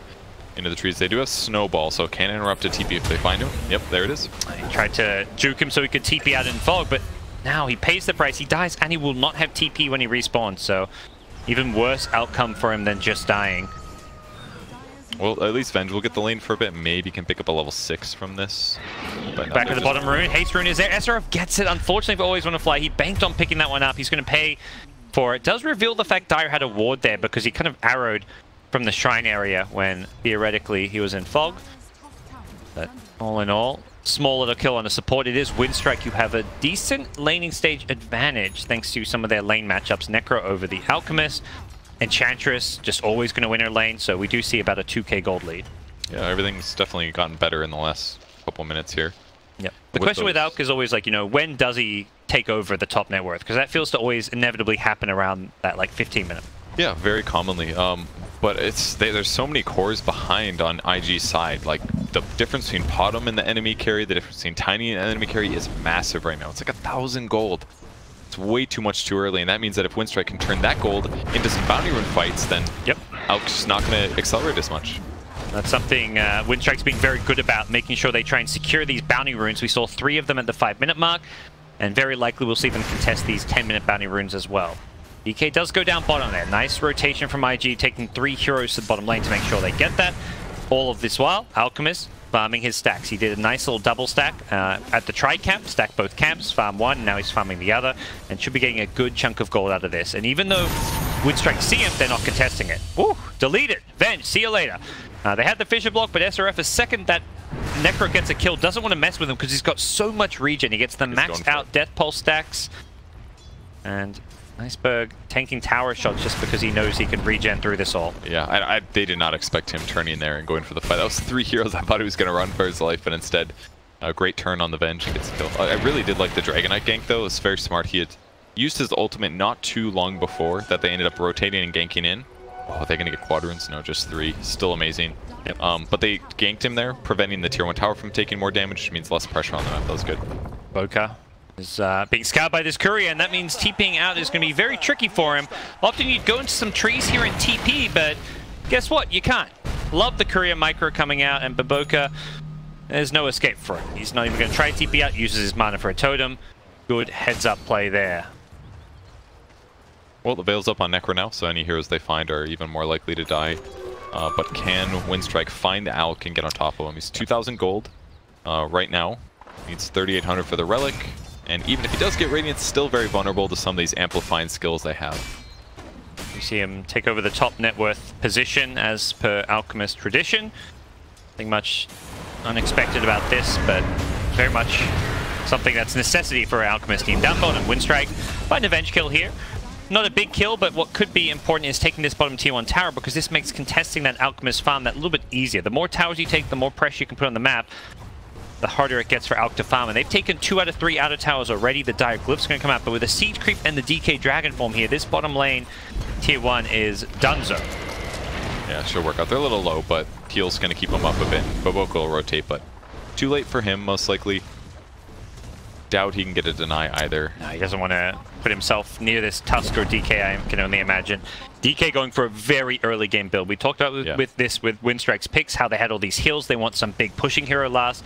Wasn't the Lycan or the Drow. DK still pretty good. He's going treads, drums, hood queued up. He is kind of all in on trying to end this game fairly early. He's taking the creep wave too. Wants to keep his catapult alive. His next wave is here. If they can kill this enemy creep wave and then keep hitting buildings. I mean, this tier 2 is already at half HP. He does lose his ulti though. Still, not even gonna so, push as fast. Even with just the siege group, they don't have to take this tower just now anyways. Just getting some damage on it is going to be nice. Always come back for that next DK ulti form. Windstrike, 12 minutes in, got to be pretty happy about the fact they've taken all these tier 1 towers. Made it aggressive, needs to be careful. He's got a Blink Dagger queued up. It's going to be instead non-grata on the Enchantress. Chain stun, not enough damage coming out as he'll survive this one and look to turn it around on SRF. Multiple TPs coming his way. She leapt for 100 attack speed, and she still couldn't attack. There's an extra 7. He may have to leap again. SRF into the trees will just, TP on out. They're going bottom lane. I think they saw aggressive getting kind of dove here. Oh, Necro, you're behind the tower. Is Iceberg going to be okay here? It looks like they TP in, but they're actually not going back towards the mid lane. DK's there as well, and with an Arcane Rune, this DK Necro is scaring off the entire IG team with just 2 heroes. He gets a reduced cooldown for his ultimate too. That's 60 seconds uptime with a 20-second downtime. So even after this ends, he's going to have it up really fast again. This is such a good timing for this when they're on the map. I mean, they're not even ganking the Alk like we normally expect. They're actually just pushing towers and saying, we're not going to chase you. We don't care.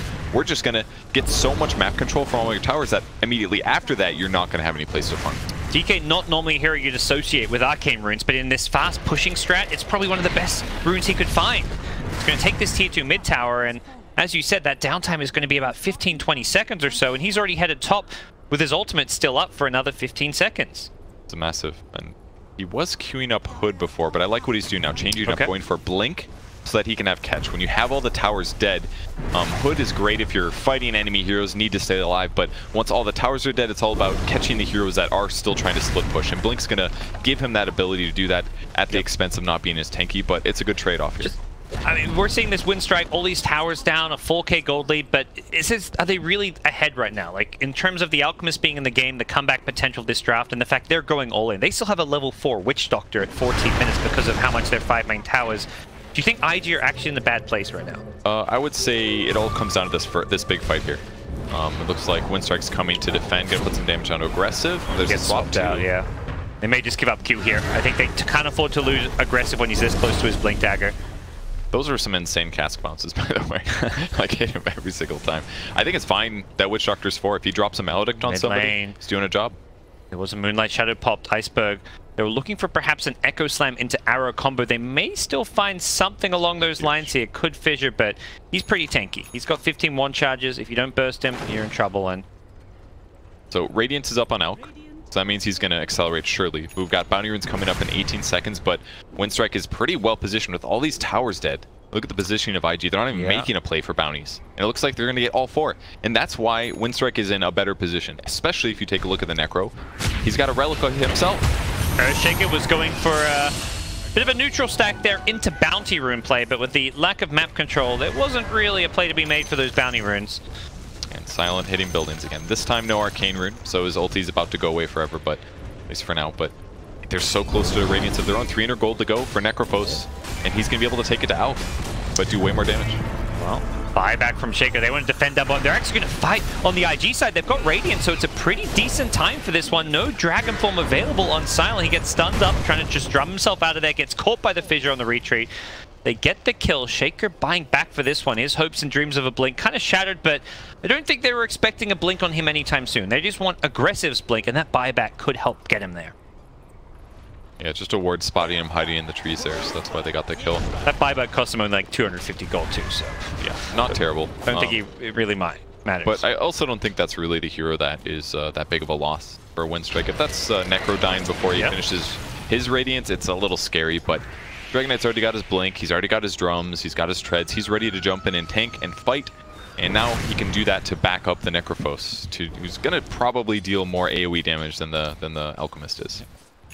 Alku's got 2.2k gold. He has a Manta queued up. I would almost maybe even think it's worth considering a Blink Dagger to be an initiator as well yourself, so that you're going to be forced to defend, but he buys the Yasha for now. Maybe something he could go back for. I mean, you can Manta dodge the Dragon Knight range stun. That's pretty huge. Yep. If you get gone on, you get a Manta off, it might interrupt something like Iceberg casting his ultimate for a long enough time that he gets away. Obviously, you can split push with it. It's kind of just mandatory, right? Like Blink would help him fight, but I just don't think he wants to fight right now.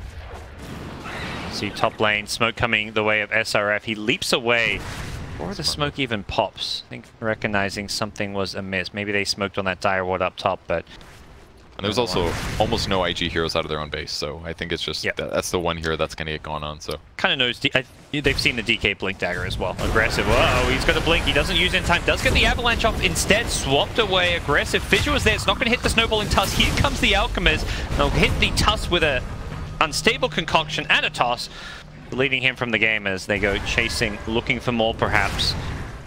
This is where IG have kind of starting to come online. This Alp Radiance is not being used to just farm. It's also being used to enter the fray. He's got Treads, Radiance, now Yasha Aquila. 1600 health with Chemical Rage is definitely a hero that you can fight with. He's scary, but I think that was just a big Windstrike overreach. I mean, Silent was trying to use the dregs of their smoke to take a fight, and he did find somebody, but he blinked very aggressively into a bunch of heroes. The Tusk tried to follow up, but put himself out of position.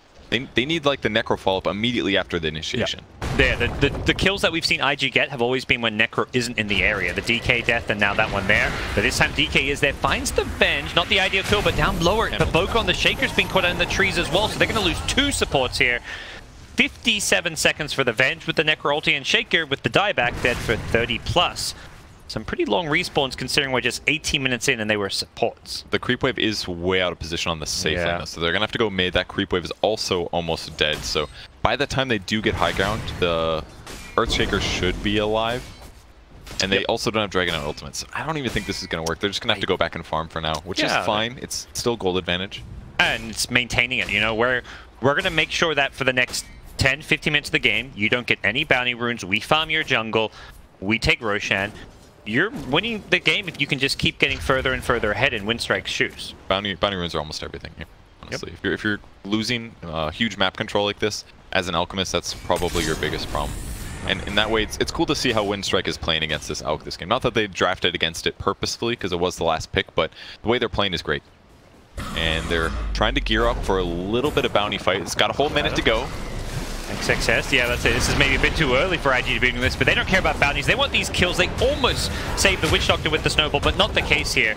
As back on the high ground here, Q is in all sorts of trouble. He's getting surrounded by Iceberg as well as Silent. Iceberg's ultimate hasn't cooled down just yet, so no Reaper, so to speak, but Babuka in the trees can't find a way to TP on out. XXS Alchemist does survive. That's the big hero to keep alive, as Windstrike will not get the hero kills they were perhaps looking for once again. Oh, these poor supports, Kevin. They just, you know, they can't have a good game. Look at this net worth, man. There's like 3 ultra rare or ultra poor supports this game. 12 of the 13 deaths are the supports. SRF and XXS have not actually died this game. That is kind of crazy that all the deaths have been on them. And, you know, that's sometimes your life as a Venge when you're losing a game may just be suiciding to save a core hero, as we've seen Q do at least twice, maybe even 3 times this game. Bounty runes coming up, and an absolute 0. There's no way they can contest here. Maybe would have needed to smoke out, but that is so important in a game like this against Alchemists, when the comeback could come at any time.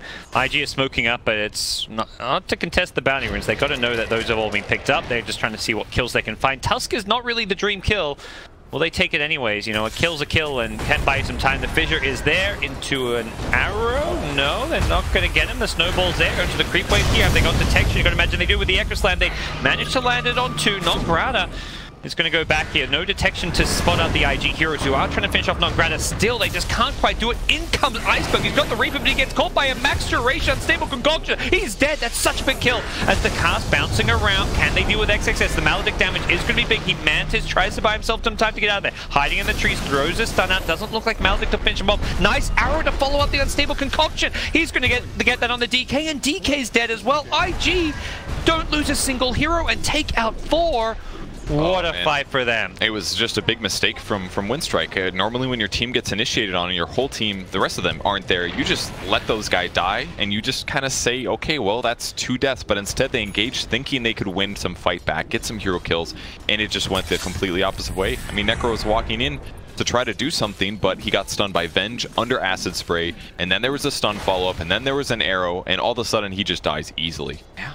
Gotta say, it's a little bit of an unconventional Necro build too. The Radiance, you see that every now and then, particularly in the pub games, not necessarily something too crazy, but going right into a Heart of Terras. A lot of health from this, but you gotta look at this dire side, and it's physical damage. The lack of armor is a big problem. And normally, Necro's actually even build on Aquila. It's only like 3.5 armor, but that could have made a big difference there. Maybe he has enough time to get his Ghost Shroud off, into a Death Pulse, into a 20-stick wand. He could have maybe turned that fight around, but too much minus armor, and he ends up getting punished. So I absolutely agree. Maybe something like a plate mate before, or sorry, a plate mail before the Reaver would be a better move. Well, we'll see IG just, you know, happily settle things down, slow the game down. Baboka suddenly sitting on 1,300 gold. He's actually dreaming about a Blink Dagger now. It's no longer a fantasy. It's realistic, and the rest of IG are going to be pretty happy about the state of this game. They're smoking up. They're looking for another fight. They recognize, you know, we can actually fight and do okay here if we're getting the initiation and the jump on you, particularly on the Necrophos. They've started to maybe ignore the Enchantress a bit more, which has worked out well for them. And that's why he does want to get tanky. It's not a terrible decision to go Heart, just maybe a mistake in that last fight. So if he could have scaled straight into the Heart right away, all the minus armor is not going to matter because the Veil alone is going to cover a lot of that. So he's got to get tanky so all these chain stuns don't just result in his death, because in a lot of the games today, it just seems like an arrow follow-up from a stun for a 4-second stun has been like the way to pick off some of these cores at crucial moments. Yeah. Well, we'll see if he can tank up Bug. You say, as for now, Windstrike have kept this top lane pressured out to the tier 3. No one's actually defending it, which is a big sign that IG are on the bottom side of the map. IG get some deep wards down, take a tier 1 tower, but these wards are probably not going to be all too useful, though, is probably my one criticism of them. At the same time, they're the only place in the map you can move out on, so you may as well drop some wards while you've got them. This game is going to be played kind of more around this top side for Windstrike, and particularly the Roshan pit, which they've yet to actually go for. Yeah, and at least one of them will give some vision of the shrine area, so if they are split pushing, they might be able to anticipate a counter gank on a hero in that location. And they have access to the small camp and the large camp here, so if somebody doesn't want to be sitting in their base, maybe there's somewhere on the map they can actually collect resources and try to stay competitive. As for Windstrike, bit surprised they haven't gone for that Roche. They had that perfect map control. We're taking all the bounty runes. Their lineup does Roche okay thanks to the Untouchable, you know. The DK, I guess, damage-wise doesn't do great, nor does Necro, but they definitely have enough damage and sustain to kill Roche. They got bounty runes in a minute, so this will be the one that maybe IG feels comfortable coming to defend. Windstrike's certainly playing defensive. I mean, if they start actually getting bounty runes, that's a good tale of kind of how this game has shifted, such that IG can actually fight a bit better. They're going to smoke up. I believe they did a D-ward there before this smoke, so they feel a bit safer. XXS not going to join his team. He's just going to keep on hitting some newts, trying to work towards that Octarine, which he does have enough money for, so could look to buy out and pick that one up now if he's not too afraid of dying, which what we've seen has been pretty good. It is amazing how fast items come out on this hero. I thought he was so far away from Octarine, and all of a sudden one big team fight win in 5 minutes of farming, it's completely different. In fact, double bounty runes now. Like, imagine if Windstrike just like lost those 2 heroes and they just retained map control and just kept getting bounty runes for another like 5 to 10 minutes. Game would be completely different, but now they're back into it. That's definitely what these bottom wards are good for, is getting these bounty runes. Although I say that they're not getting double, they're only getting 1. Tuss was there. He TP'd to the shrine just to contest it, and the entire Windstrike team, except for Witch Doctor, moved bottom. They recognize, you know, we haven't beamed down bottom in a long time. IG just pushed out bottom tier 1 tower. That is not a safe place to play because they likely have vision. They're farming their tri-camp area a lot. They're going to be ready to contest these bounty runes. We got to bring people. There's a real possibility that Tuss dies for that, but because Alk would have gotten so much, it's absolutely worth it. Alchemade reveals himself out of the Moonlight Shadow. Windstrike are nearby, but probably don't want to go on the Alchemist first. They know the rest of IG are behind him most likely with the Moonlight Shadow being used. As for IG, not sure you want to fight too aggressively here either. Your Chemical Rage is available, but positioning-wise, Windstrike are in slightly better place here. Yeah, they definitely weren't going to move there. They saw a fresh sentry on the ground, spotted by one of theirs, and as a result, they know where the enemy team is. They're just going to take the tri-camp for now. Both teams just posturing, not wanting to have to walk up a cliff into a bad fight. Wow, we're going to see another move here. The line's being drawn around towards the mid lane. Are they going to smoke for this one? Korea coming out, just has wards on it. As for Windstrike, they're going in for Roshan. Well, this could have definitely happened sooner, but perhaps they were waiting for some of these items to come out to be a little bit safer and also to make sure the Aegis can have a bit higher of an impact. You have an Aegis around when you're actually ready to break high ground. Suddenly you're looking at taking a lane of racks with Aegis rather than just maintaining map control. So what do you think about the upcoming team fights? It kind of feels like IG's plan is pretty straightforward. Chain stun into chain stun. Wind Strike is get tanky, I guess, but it feels like IG has better initiations between like Earthshaker and Alchemist and Tiny. It feels like it'll be easier for them to initiate fights outside of Dragon. I mean, if they're defending high ground, I think so too, because we saw it a bit with the Secret game. When you have this Tiny defending high ground, you can toss people in and pull them really far out, being able to do those toss backs. So I think even with Aegis, it's going to be quite difficult and tricky for Wind Strike. Yeah. You can also just kind of ignore this Necro. He's got a heart, he's got an Aegis. Just focus and burst down these other heroes first and take the Necro out last. I don't know if that's going to be their plan. I mean, with the Aegis, yes, absolutely, it's a little scary, but I mean, if anybody gets too low and they don't have BKB ready, it's going to be a kill, and that's the scary part. For sure. If they've got buyback, it's not as big of a deal, but there's not too many. Just Mirana and the Earthshaker. Interesting, Alka's a Lotus Orb queued up. He's just bought the plate mail, so this could definitely change. And I think it's a good call to get some armor, but at the same time, Necro, his damage and the Enchantress, you're looking at some magic and pure damage coming out as well, which is where Sidon may not be quite as effective. What's the plan? I'm guessing you can reflect a cask, you can reflect Reaper's Scythe, you can reflect a snowball. That can be really good if you're in a lot of trouble. Yep. Because then you'll get it like a 3-second delayed counter initiation. Dragonite Snub, he's got BKB, so used at the right time could be effective. But the Lotus Orb Snowball can also work against you. I've seen many a times where a Tusk will be like, oh, that guy's Lotus Orb, let's get him to snowball into me. And it can also, turn back the other way. So got to be a little bit careful about that usage. It's kind of cool that he has an Octarine with it, though. I've never thought about that before, but lower the cooldown. So he's closer to about 50% uptime. Here come Wind Strike. They've smoked into the enemy jungle. There's 4 heroes here, and Enchantress actually not a part of this, which is perhaps part of the strategy behind it. You show a hero bottom, you're going to catch IG somewhat by surprise if they're not expecting you to come at them with just 4 heroes. Probably the least needed hero. IG. If they're not there, they must be somewhere else, and it's definitely safer just to do a full reset coming from your base. That way you can kind of explore everything in a safer way. Yeah, because they de-watered their jungle, so they know the vision is limited by Wind Strike, but they then move so far out that, hey, we've actually no longer control this area. I just thought that was breadcrumbs, so they knew how to get back to their base. Just kind of follow nice the sentry line. wards. They'll take you back in case you get lost. How does this game look for some of these Ag Scepters being pulled? Because that could be where we're headed with Alchemist. Yeah, I didn't think about Ags either. Let's see, the Earthshaker one has been pretty popularized. We've seen a lot of Anjagses. Tiny does not work. Mirana's is unlikely to be amazing, but could be good. I guess there's some heroes to burst. Everybody's got an okay Ags is my impression. Nothing super stands out, or maybe no, like this is going to change the game immediately. We go, Wind Strike. Testing bounty runes. They know this bottom side of the map is where IG will likely be playing. Fissure comes up first. It's Iceberg though with an Aegis. The arrow not going to hit as well, so makes me forced to back off here. Aggressive goes in, and the Ice Shot's block on XXS. He's actually trapped in here. Needs to be careful. Blade! Echo from Maboka! Maboka, you're a madman! He's gone in, taking out the Tusk. Necro is next. Absolutely insane Echo. They need to deal with Silent here. As BKB's one off, there's going to be another unstable concurrent being channeled here. The cast bouncing around a little bit. Is it going to be enough here? Iceberg's lost his Aegis. He's going to be careful. Swap out from Q, just throwing away his life to help out XXS. He knows Iceberg's got a Reaper, and he's going to save XXS with that one. They're still chasing. They still want this kill. Blink forward from No Fear, gets the punch. XXS in a lot of trouble, has ulti in a few seconds here. Can he get it off? He likely will, but the Necro ulti's there. It's going to take him out. 2 minutes, he's dead. He doesn't have buyback as well. It's a disaster for IG. Potentially, they've taken out a few heroes here. Iceberg still hunting for more, could get aggressive.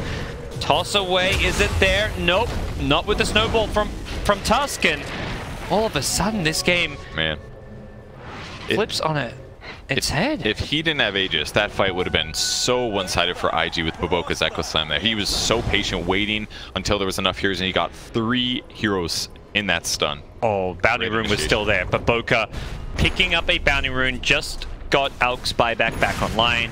Okay. May not need to use it anyways. It doesn't look like we're going to see an immediate push, but still, it's like a, there's that thought on your mind where it's like, are they going to push? Have we just lost because we don't have buyback on Alchemist?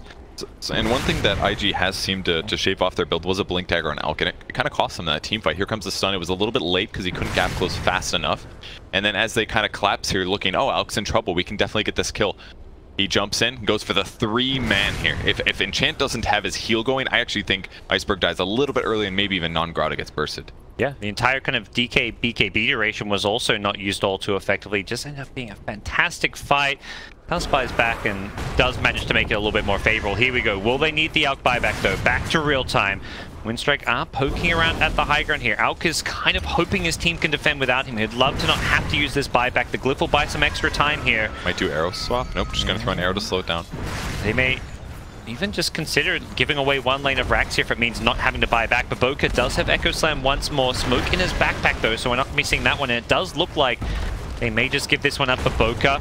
Invis Moonlight Shadow, delaying it further with a fissure. Does he go for any kind of a Blink Echo to try and save the melee racks? It seems they're happy to just let it go for now. Here we go, Blink Echo on a 2, followed by a Totem. But Boca forces out the BKB from Iceberg. They finish off the melee racks here. Aggressive getting very low. The Reaper is there. Gonna immediately buy back as soon as he dies here. They want to turn and fight this one. They throw out the stun, catches multiple heroes here. Iceberg gets barely away here. They're gonna lose the 2 supports. Can they find more? The low cooldown from the Octarine. They're gonna catch Iceberg with another stun. He can't get out of this one. His BKB not available. It's not gonna be there to save his life. He's dead for 80, and he doesn't have buyback now. What's going on in this game? He's 100 gold short for it, and IG, it costs him a tiny buyback, but that's how you have to play against this Necro ulti. If someone dies, you cannot afford to be dead for that long duration. And these stuns again are just making all the difference. XXS able to gap close and go for the heroes that were important. Landing the stun on the Necro rather than wasting a couple seconds on the supports just proves to work out. So 50 seconds on the map is at least going to give them some tower control, and this is absolutely something that IG needs here. It's going to pump some gold into some of their supports and maybe give them a better opening. But I didn't think that Echo Slam was going to produce much, to be honest. They couldn't do a toss back either because both of those heroes hitting buildings had BKBs. So they made something happen out of not much. Yeah, it wasn't like that huge damage. It just hit 2 heroes, nothing else. But it was that initiation stun where 2 heroes got chain stunned. The Necro had to just BKB the second it ended. And that meant by the time the Alchemist actually, because he respawned around when he went in, by the time he got into the fight, that BKB on Necro was down so he could actually get stunned, could actually be dealt with. And IG got to feel pretty good about that one. They get a couple of towers, they regain some map control. Unfortunately, Roche wasn't available, but here's the initiation once more. Wave of Terror on 3, can't really do a toss back here. The only downside, Boboka did use Fissure here, so he didn't get it in the triple stun when he finally did go in, but they've waited as long as possible. 2 seconds here, right before the respawn on Alk to try to surprise their opponents. Chain stun on the Dragon Knight gets him down to 40%, and Aggressive's gonna pay for his life, but he buys back here and instantly gets into the fight. It's one of those moments, if Alk respawned maybe 2 or 3 seconds faster, they could have saved that melee racks, but they had to wait that long. And it's not really worth an Alk buyback, because if he buys back and he dies to anything in the next 5 minutes, the game is definitely lost. So IG played it about as perfectly as they could. Just unfortunately for them, they didn't have that faster Alk respawn. They're going again. They're looking for another fight here. Smoked up, but Boca leading the way. Tiny's the hero to kind of watch out for. He doesn't have buyback, which means if he gets deleted from the fight, it's all sorts of trouble. Glimmer came in, gets a fissure, Echo Slam to follow up, catches up 2. They've caught Iceberg with the snowball save is there. Follow-up stuns coming in from the Alchemist. Can he finish off this stun? Reaper is there, aggressive. He's not going to die to this one. XSS has been BKB'd here. The Tiny does end up dying post-Reaper as Tusk dies in the trees to the Radiance damage here. Chase is on. XXS with the low sword in the front lines. Has a stun in a couple of seconds. Wants to wait for the Ghost Drought. Can't afford to do so without stunning himself. So he doesn't do any damage, but he's got another stun, and this time there's no Ghost Shot. XXS, man to dodge of the Dragon Tail is there, but he's lost his Chemical Rage. He can't keep fighting. He's going to keep throwing these stuns as much as possible with the bonus damage from his level 20 talent. He's doing some good damage here, but still, Chemical Rage in a couple of seconds. He's going to be good to go very, very soon. Iceberg in trouble. He's incredibly low. He didn't get the Ghost Shot off. He's dying to the Radiance damage. He's dead. 80 seconds on the sidelines here. Silent without BKBs in trouble. He's going to get chased down. Another stun. That's like the 5th, 6th. I don't even know. I'm losing count. How many unstable concurrents are there? This Alchemist is just out of control. Absolutely insane performance from XXS, and he's not done. There's a Witch Doctor. Well, the Alk might be done, but the Shaker and Bench, they're not done. They'll get the Witch Doctor. It is just so hard to do anything about him in these team fights, especially with his BKB and his Manta style. He's using them at the perfect time. He's dodging Dragon Knight stuns. He's constantly preventing the Necro from being able to chase, and that's causing so much disruption because that's their big damage deal on Winstrike's team. They need to keep him on top of everybody, clean up the other support heroes, and then deal with the Alchemist. But with this Lotus Orb that's up like half of the time, more than half of the time actually, they're always ready to reflect Maledicts, Casks and Dragon Knight stuns and all that good stuff. It's just crazy, the uptime of this stun as well. It feels like he throws it out. It's a 5-second like channel time, and it's already back up. It's a 6-second cooldown. And it stuns for up to 4 seconds here. Now, maybe something they might want on Windstrike is a Lotus Orb of their own, because at least then they would be able to reflect the stun back at Alk, and that would force him to use BKB. And once his BKB is down, then they're at the point where like he doesn't get this like crazy value 40-second fight. Instead, it's like, okay, after the first 10 seconds of the fight, then the Lotus will be really useful. Chasing once again, they get the initial stun on Nongrata. He's going to try and force himself out of there. Alchemist is going to get himself here with the stun. Lotus Orb put on himself for a bit of extra defensive play. Didn't have the Manta style to try and dodge it. The swap out from Q. He's not messing around here. Has a Glimmer Cape to try and survive this one. Should still die. Damage over time will finish him off. But Boca also dead. Oh dear, a couple of support deaths for the IG side, and Windstrike will be feeling pretty good about themselves. They head straight for the Roshan pit. It's a really good grab for those two heroes. And they were trying to get just a free kill, but not able to grab them at nighttime. I think that was part of the issue. One little Force Staff and a bunch of trees, and Enchantress gets out. They knew they had a ward there, which they were trying to play around. They're like, okay, we've got this vision, let's go fight. But once you have to chase outside of your vision, you kind of lose that advantage of fighting in that area. And it's in a bit of a tough spot here. Windstrike, Aegis Chiefs coming their way. They've started to look like they're actually scary and kind of scaling in a way that they can right-click and deal with this Alchemist. They've got multiple MKBs, the Dragonite and Enchantress. Enchantress particularly we've seen just be a great damage dealer, being able to sit on the outskirts of a fight, just throw constantly the impetuses. She's a little bit of an in-your-face fighter, though, this time, because she hasn't been able to finish an Aghanim Scepter, so she's kind of like the range of a typical ranged hero. And as many stuns as there are, she feels like they can deal with her. Like, throw a stun, land an arrow, and then maybe go for like a BKB leap right-click, because her personal survivability is actually not that high. She just has magic resistance and some heals. Her armor's not great. She has a BKB queued up, and that's almost kind of like, if you're going to keep getting stunned by this out, at some point you do just need a BKB against it. So I like the item choice, but IG ready to go themselves. They may have just claimed an Aegis on the side of Windstrike, but IG are not afraid, and they're going to shrine their way on through. Not sure that was intended. I believe everyone was full health and mana, but it's a shrine for good luck, for good fortune, as they approach the Windstrike side of the map. Once again, trying to fight underneath this ward here. They see Silent. He's not got the Aegis. Blink after the fissure. They get the chain stun perfectly. The blinker from No Fear. He wanted the snowball save, but he's not going to get it. Instead, he's going to go down as well. That's his gem too. I can only imagine here. They get the turn. They change target. They're going for Nongrata further down bottom on the tier 2 tower here. Nongrata gets chain stunned by the Venge as well. The cheese being popped just to keep him alive. But Boca did end up dying there as they continue to chase Nongrata. They're kind of all in on this chase here. The Alk stun will catch up to him. No Hurricane Pike for 5 more seconds with the arrow. This will be an easy kill. Man, that stun does a lot of damage. That was a... He didn't even channel that stun. It just instantly did about 500 damage. Yeah, reduced his armor pretty low with the Acid Spray, but still, that was a big bit. Considering the initiation, though, I don't think Windstrike is extremely upset with how that fight went. It was a great try there by Tusk to try to jump in and save him. He hesitated at first. Felt like it was maybe not the right move. And then as he blinked in, I believe he got hit by some other stun, probably like an Aftershock or an Avalanche or something. And he wasn't able to buy him the time to press a BKB, so... Yeah, he got insta-stun without the snowball, and that unfortunately meant DK did. Even if he caught the DK may have still gone down with just how low he was.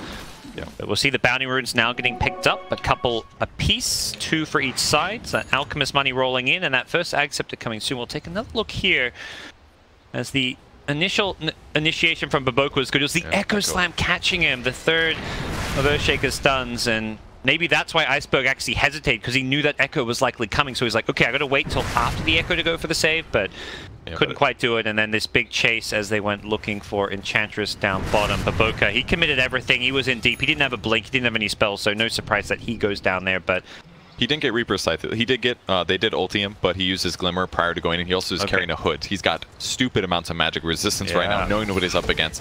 But he did get picked off. But either way, it was a good play for him after they initiate on the Dragonite, because he knows that there's going to be allies to the left. He moves to the left, spots the Tusk, and he's the reason why that fight went at least as one side as it did against the Dragonite. So it was still a very good play. But the game is very even. 41 minutes in. Less than 1k gold advantage for Invictus Gaming here. And the Ags are going to probably make a difference. The first ones come out, it's actually on Q's Venge. I would not have called the 5 position getting it. It's probably one of the better of the 3. Maybe comparable to Shakers. I'd say Mirana's is the worst, at least slightly. Yeah, because I mean, there's still a big threat of Alchemist dying first. If he gets initiated on instantly, doesn't get his BKB or Manta off, they can chain stun him and kill him. And if Venge can sit, like, what is this, 1200 range behind him, she can swap every 10 seconds. And even if she dies, then she'll get a little spirit that can also do swaps and stuns and waves of terror. So it's pretty incredible with the 10-second cooldown. That's definitely something to be worried about. So in the meantime, just hit more creeps. But Alk is 6-slotted. I'd maybe call it a bit of a soft 6-slot. It's not the best offensively, but... Yeah. Is that a worry that Alk is not going to get too much scare? I mean, I guess he could theoretically if he went for like some serious right-click items, but... Yeah, I don't know if there's a good subset. I think the Lotus Orb is the right choice. He needs Octarine, he needs BKB this game. I think he's all in here. I think it's okay that he goes this more tanky AoE constant. He's basically playing around his stun. He's spamming this stun, and the idea is that Mirana and Tiny will be the scaling damage dealers, which works pretty well if they maybe had a tiny bit more farm. Mirana seems okay. Tiny does feel a little bit behind. Yeah, it's just Echo Saber, Blink, BKB going for an AC, which will definitely make everybody more tanky and make his stuns do more damage. I think that part's kind of good. Mirana's historically, she can pump a lot of gold into each of our item slots, though, because she's finishing expensive items. Mjolnir's a BKB, not so much, but she'll get butterflies late game, stuff like that. Did I find him? Oh, aggressive. Completely caught out here. Necro's here as well. This is going to be a Reaper kill at this rate. He's got no buyback. He needs help. Where's the Q? Venge? It's not here to save his life. Aggressive. In here. Yep, hoping for a blink dagger. They don't get the Reaper, though. Bit of a mistake. Perhaps he doesn't have Ag Scepter, so maybe they can go push now and they'll still have Reaper. Yeah, this is the right move. I mean, it's 120 seconds if you use this without Ags. It's just very important for another hero to be used, so completely fine. That was odd that he was there. Aggressive. Sure. What was on his mind? That his team were just nowhere in the vicinity. He's just perhaps thinking it's a safe part of the map. Maybe he's waiting to buy his plate mail or something. Sure. Perhaps. Yeah. I'm not sure, though. Top lane being pushed out by the Alku's. Just about to hit that level 25. What talent he gets. Whether he goes for the regen or the base attack time. Given his build, we probably could just see the regen come out. Yeah, I mean, his damage is not very high. I expect it'll be the regen. There is a Solar Crest and a Spirit Vessel on the Tusk, so they do have solutions to try to keep Alk's HP low, but he's also got the same thing. He's got Lotus Orb for Dispel, he's got Manta for Dispel, he's got BKB for Dispel. He's actually, this Lotus Orb, I'm a little surprised we don't see it more often. Like, looking at how valuable it is this game compared to something like a Shiva's. Yeah. It's like 5 less armor and you get less utility, but I mean, the being able to remove a Spirit Vessel is everything when you're playing Alk. And it's, such a low cooldown because of the Octarine that he just has such high uptime on the item, and fine for him. The question is, can this Tiny continue to find some good farm? If he commits to an AC, he's not going to have buyback at that point. Not that he had buyback then anyways, but Mirana definitely a carry you kind of rely on, not mostly because, you know, it's not going to get kited. It does have that range factor. Bounty runes are coming. Bottom lane, IG want these, and Windstrike aren't here with their whole team. They do have a shrine they can TP to. They're going to go on Iceberg here. They're completely invincible. Iceberg, he's going to get initiated on Fissure into stun. There's going to be, he blinked into the Echo once again. It's deja vu. They both got buyback here, but Tusk couldn't find the snowball save. I mean, what he did was very admirable. He blinks in, he ate the arrow. I thought that would be enough, because at least then he would get stunned, Necro gets BKB off, or he tried to blink in and cast Snowball. Either way, it would have covered him. But, man, these timings, there's so many stuns that as soon as they catch a core hero like that they want to kill, they throw everything. They don't hesitate, and they don't wait to see if there's been a mistake. They just, everybody throws stuns. Playing Tusk, you know, if it was just a Mirana arrow and you're saving that guy, that's straightforward. He's arrowed, nothing to worry about. When you're against the AoE stuns of the Shaker, the Avalanche is particularly bad because it still lingers. So he's already thrown it. You can't blink in until it completely disappears. As we'll see the first buyback come out, swap out from XXS, making sure he stays alive. They don't want to buy back the Necro, but they may have to as well. Q going to throw away his first life. He sells the Axis, but immediately loses it though, which is where the support they could kill. Not looking too hard. XXS in a lot of trouble here. He's dead for 100 seconds. Necro even bought back. Aggressive. He needs to BKB TP, but his TP was in his backpack. He's also being Reaper. He's dead. He's dead for 85. Does have buyback. Non-Grata getting the kill, so he didn't actually die to the Reaper. Once again, the Reaper kill just not quite connecting. This game just been turning around like crazy. 2 dead heroes, they go to push, and then all of a sudden a couple pretty big mistakes from IG there, leading to just a cascade. Venge had to sacrifice himself, and then it was Alk stunning himself accidentally, and then it's just, boom, 3 dead heroes, buybacks, At least Alk doesn't have to, but... Yeah, well, not yet. He may still need to if they want to try and force it. We'll see if that's the case. Silence ulti has worn off, though, which is maybe partly why they're not going for this one. Roshan, the next objective, respawning in 20 seconds. They had the courier there for now. They're going to keep it there because they scout that right away. They should be able to get a free Roshan, given that Alchemist will be dead for about 30 seconds post-Rosh respawn. This is clearly the hero they wanted frontline, though. It's Dragon Knight. Like, if he's the one that's getting chain stunned, he's got way more regen than Necrophos does.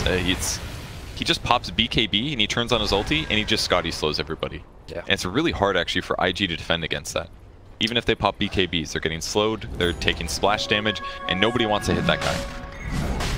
Feels like from the IG side, they just have a lot more kind of reliable damage shields with the Enchantress, even the like Witch Doctor, Maledict, Deathboard, whereas the Dire side is kind of just...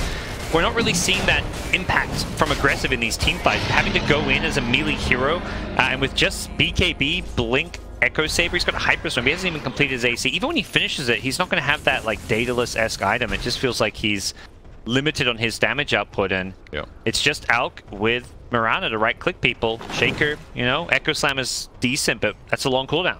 And all these guys are really tanky anyways, so trying to focus on a burst hero like Earthshaker to try to kill everybody, it's just not going to happen at this stage.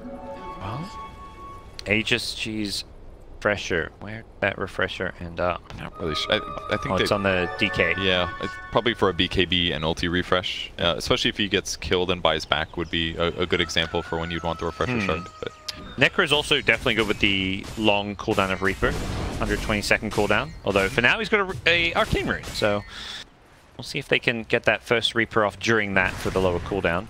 He's queuing up a Shiva's Guard, actually. It's already got an AC, lots of armor, and they're ready to go high ground. So Silence in the front with the DD.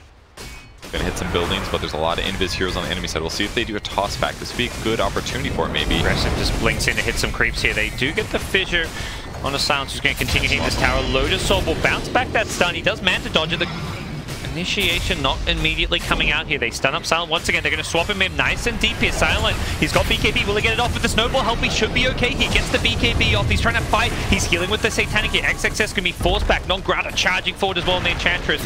Needs to be a little bit careful about how he plays his fight. Another swap coming in. 10-second cooldown. Silent, he's brought back. No BKB this time. As Invoker forced to preemptively echo just to keep him alive. As this first Reaper doesn't actually effectively kill off Q. Aggressive goes down on the Tiny without buyback. They're now losing no fear. His Tusk gonna snowball, buy it some additional time. Non-Grata on the front lines with the Impetus doing some good damage here, but just doesn't seem like enough. 2 gems on the ground as they go chasing forward. They want Non-Grata. He gets swapped back again. These swaps just constantly catching heroes out of position.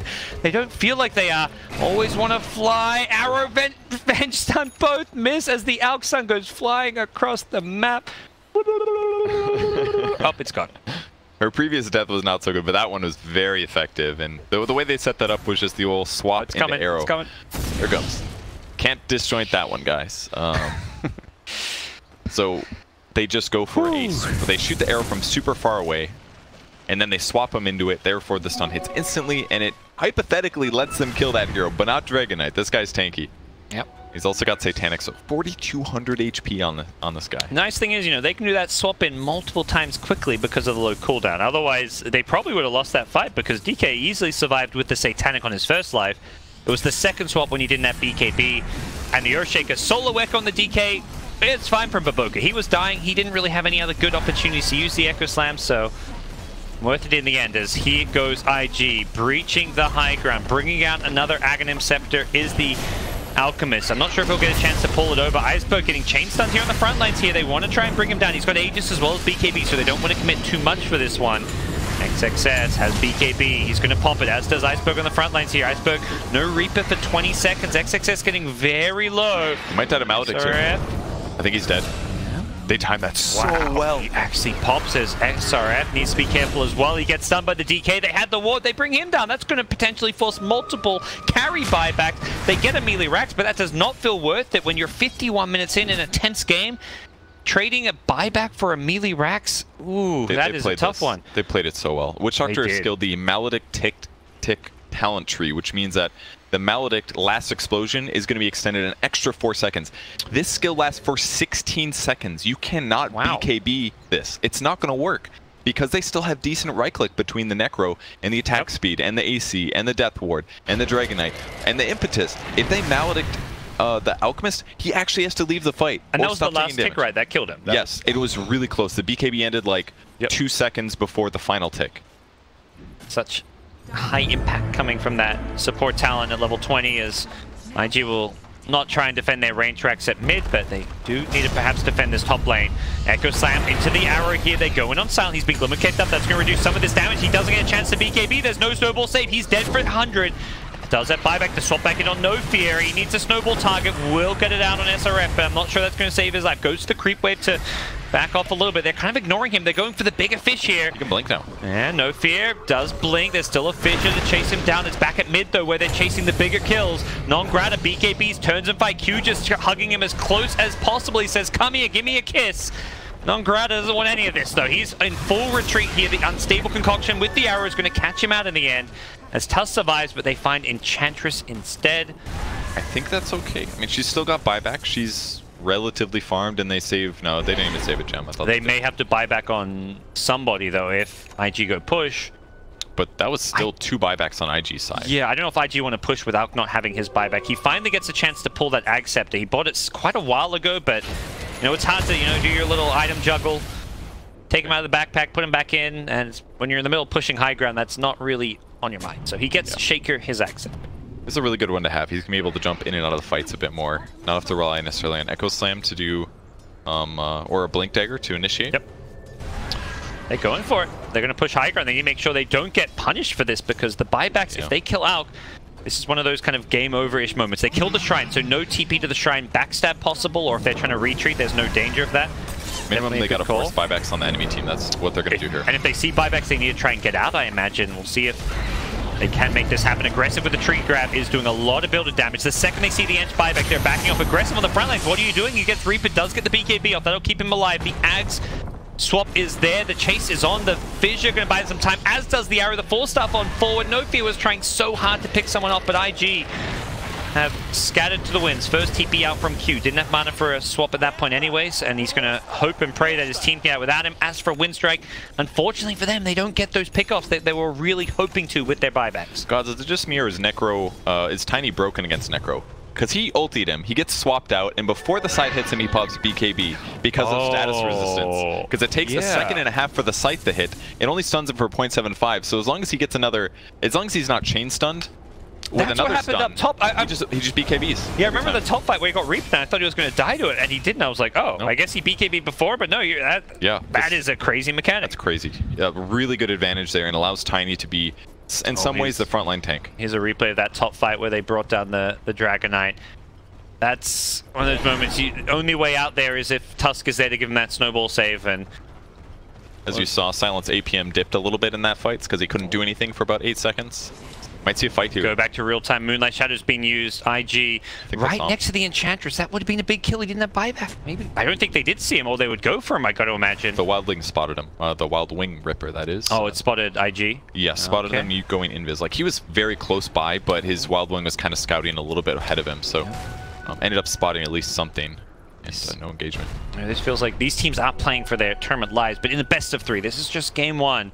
Both teams laying everything on the table here. Non-grata in the front lines here. Aggressive scouting him as No Fear goes charging it. BKB from the Tiny. They're going to try and blow up the Tusk. They don't succeed doing so. He got the snowball to buy some time. Alchemist in the front lines needs to be careful. Pops his BKB with his chemical ray. Throws the stun. Doesn't quite finish off with the tree throw. Will they take out the Tusk? In goes the Murano with the BKB. They right-click down the Necrophos. Dead for 100 seconds. Immediate buyback coming out. XXS on the front line. Needs to be careful. The Impetus. The Rainbow Throws are chasing him away. Non-grata once more. Tiny even buying back for this one. Oh, so close. There's nowhere for the Necro to TP to. He didn't have money for boots to travel, nor did No Fear, so they're stuck with just 3 heroes down bottom on the Windstrike side, but IG, they're so low, they can't fight. Baboka's like, let's get out of here.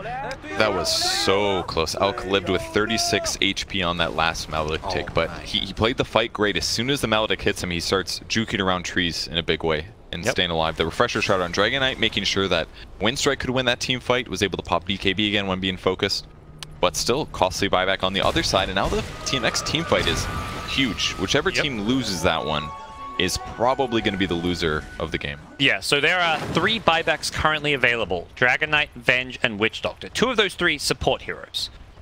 Some coming back up soon. Shaker's up in 40 seconds. Here we go. Mid lane. Baboka charging forward once.